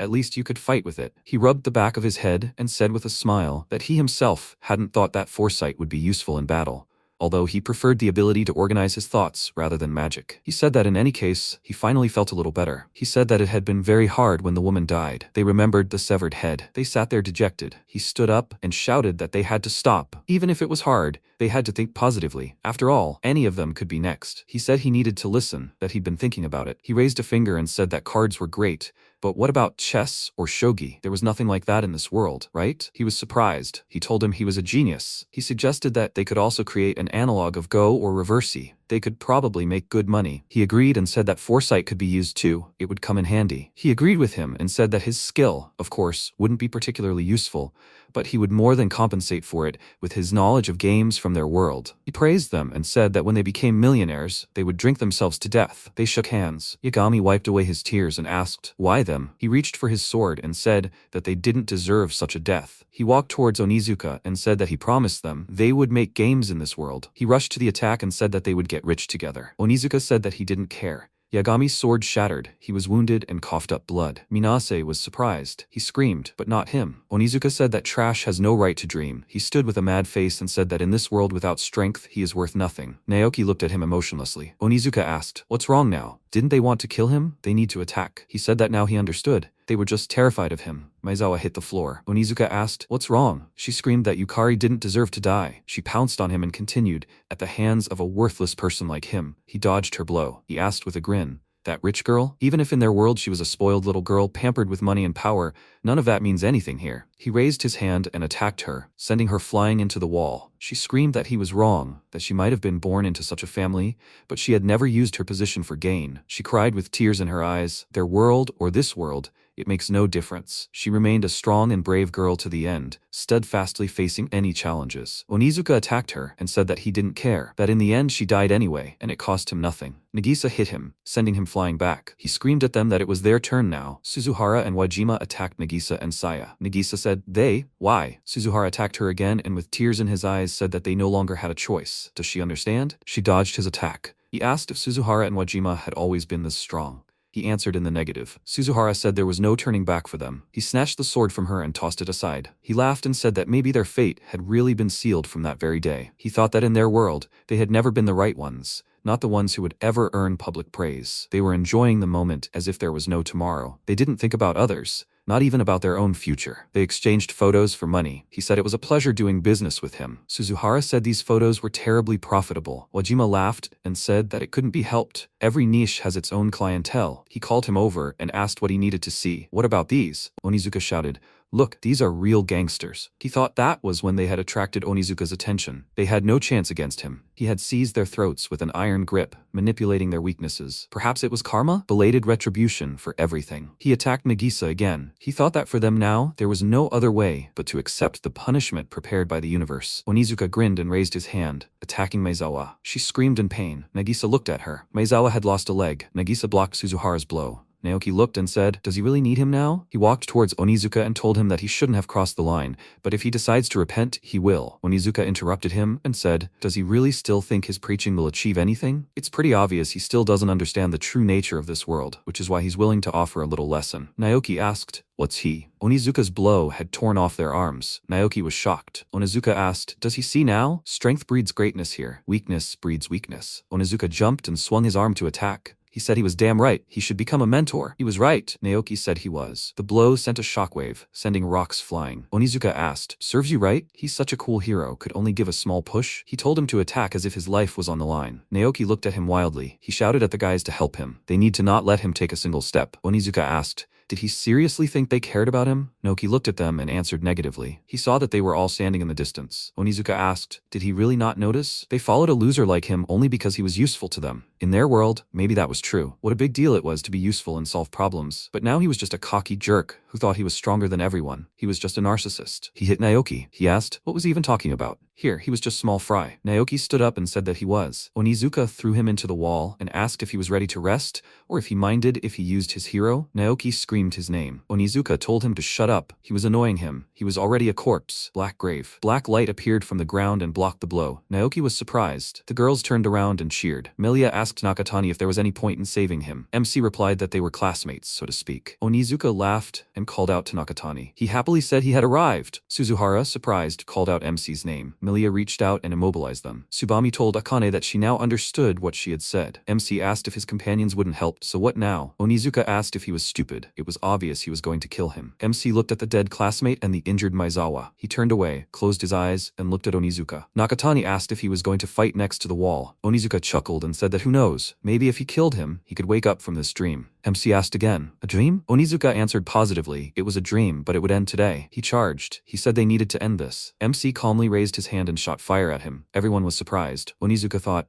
what is this? Did he shoot him? Is this the end? He coughed up blood and thought, oh shit, this dream turned into a real nightmare. Onizuka's hand was torn off. He thought this can't be. He doesn't agree. He screamed in pain and looked up. Monsters were moving towards him from the ceiling. Suzuhara asked, what is this? MC was surprised. He asked, what just happened? The monsters merged with Onizuka. He asked, what the hell is this? He screamed and asked, what the hell? The nightmare isn't over yet. He turned to MC and said that they are not finished. They have to continue. Nakatani looked at Onizuka. Half of his body was swallowed by monsters. Milia called MC and told him to be careful. Onizuka attacked him. MC dodged his attack. Onizuka called him. Milia smiled and said that he was already rotting. MC asked again, rotting? Onizuka growled. Milia said that his body couldn't withstand it for long. He would die anyway, although he could kill him. Nakatani closed his eyes and thought that he should do it. Lin watched their battle. She was worried about her friends. Nona said she was bored. Was it their turn to be on duty now? She slapped the ground and called Lin. She told her to come to them. They should watch together. Lin was worried about Nakatani. MC looked to the right. Onizuka shouted his name again and growled. He attacked Nakatani again. MC blocked his attack. A white light appeared. Rocks flew in all directions. Minase was treating Maezawa's leg, shielding herself from the rocks with her hand. One rock hit Naoki on the wall. Onizuka cut the light in half. Nagisa looked at Suzuhara and Wajima. Suzuhara was terrified. He asked, "How is this possible?" There was a big difference between them. He thought he'd trained hard, but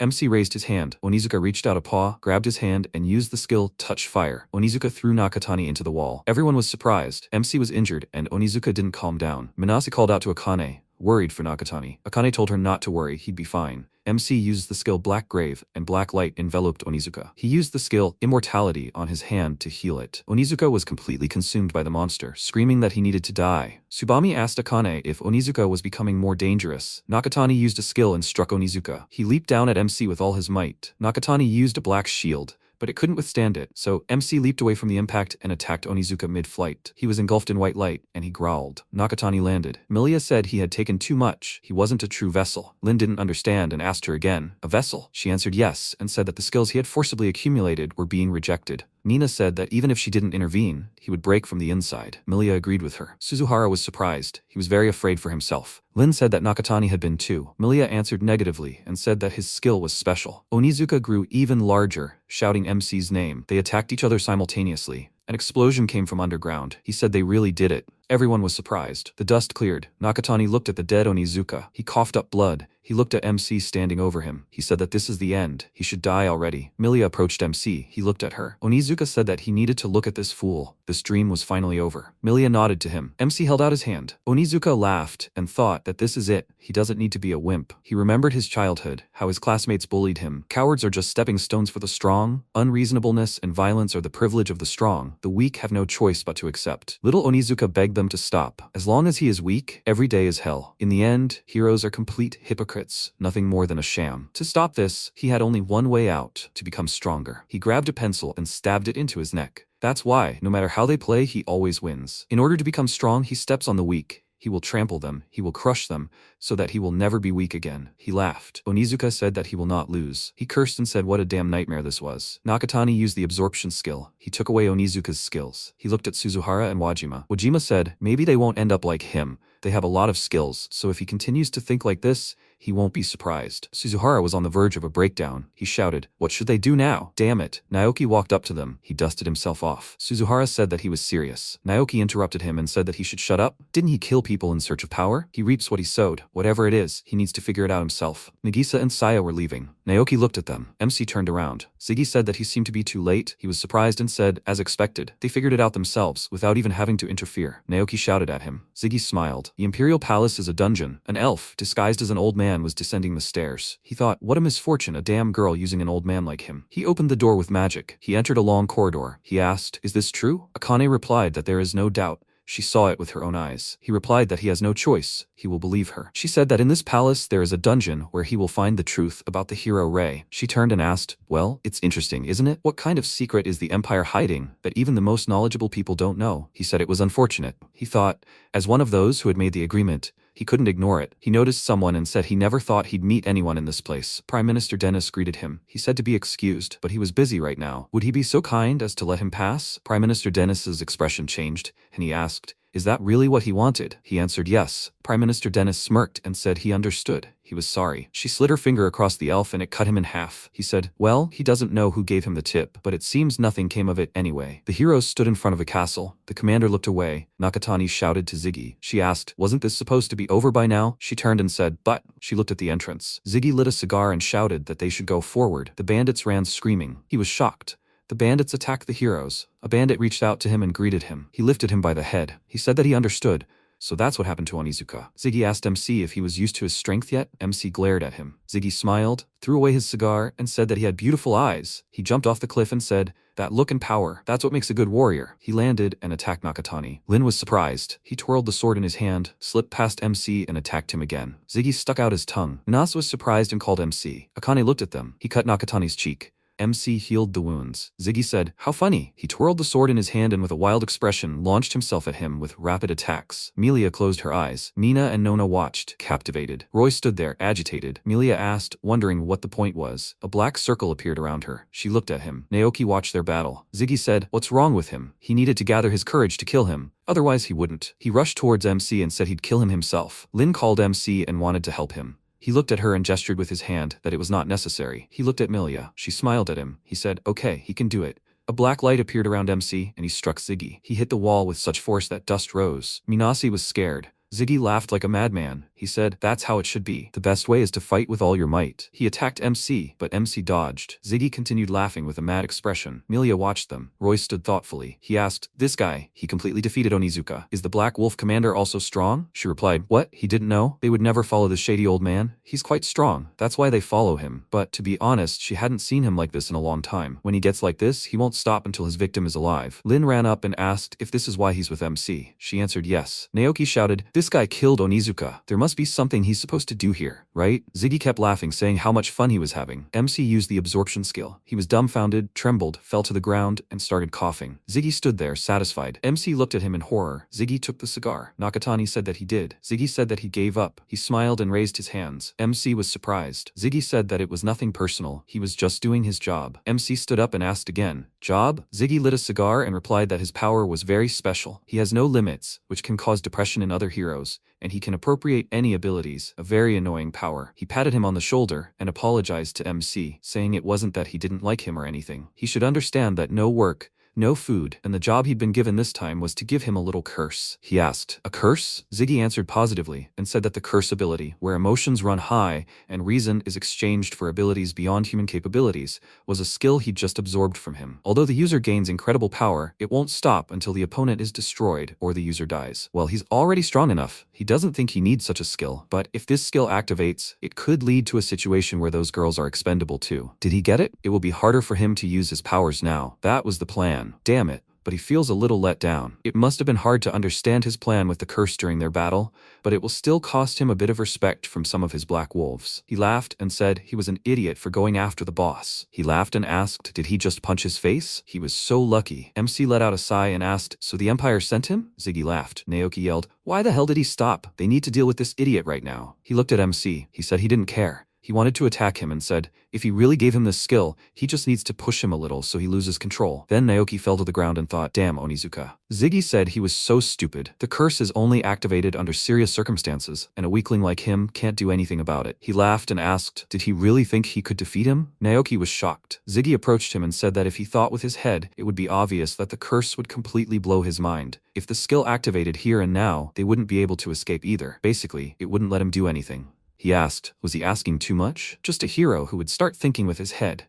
If people like that were at the top of the empire, he would fear for their future. Naoki got angry. Ziggy asked, what's with his face? Maybe he should squash this insolence beforehand? Naoki shouted that he needed to stop. Roy called out to him and said that was enough. He stood up and raised his hands, smiling. Naoki shouted that he understood everything. Was this what he wanted? Was this what he had planned all along? That nonsense about noble titles, it was just bait to lure them in. Ziggy said, well, if he were even slightly useful, that would be true. He looked at MC and asked, maybe he? Naoki stood up and yelled at him. What the hell? Ziggy asked what he would say. Does he want to become a noble? MC replied that he had no intention of doing so. He said that he thought so. That's it. They're friends now, right? He said that he should watch. He even got a bunch of skills. He said goodbye to him. Melia asked him, does he really think she's just going to let him go? The sky turned black. Everyone was scared and surprised. She asked, what is this? He asked, what's going on? Ziggy looked at her with a smile and said, did they step on someone's tail? He was curious. She glared at him.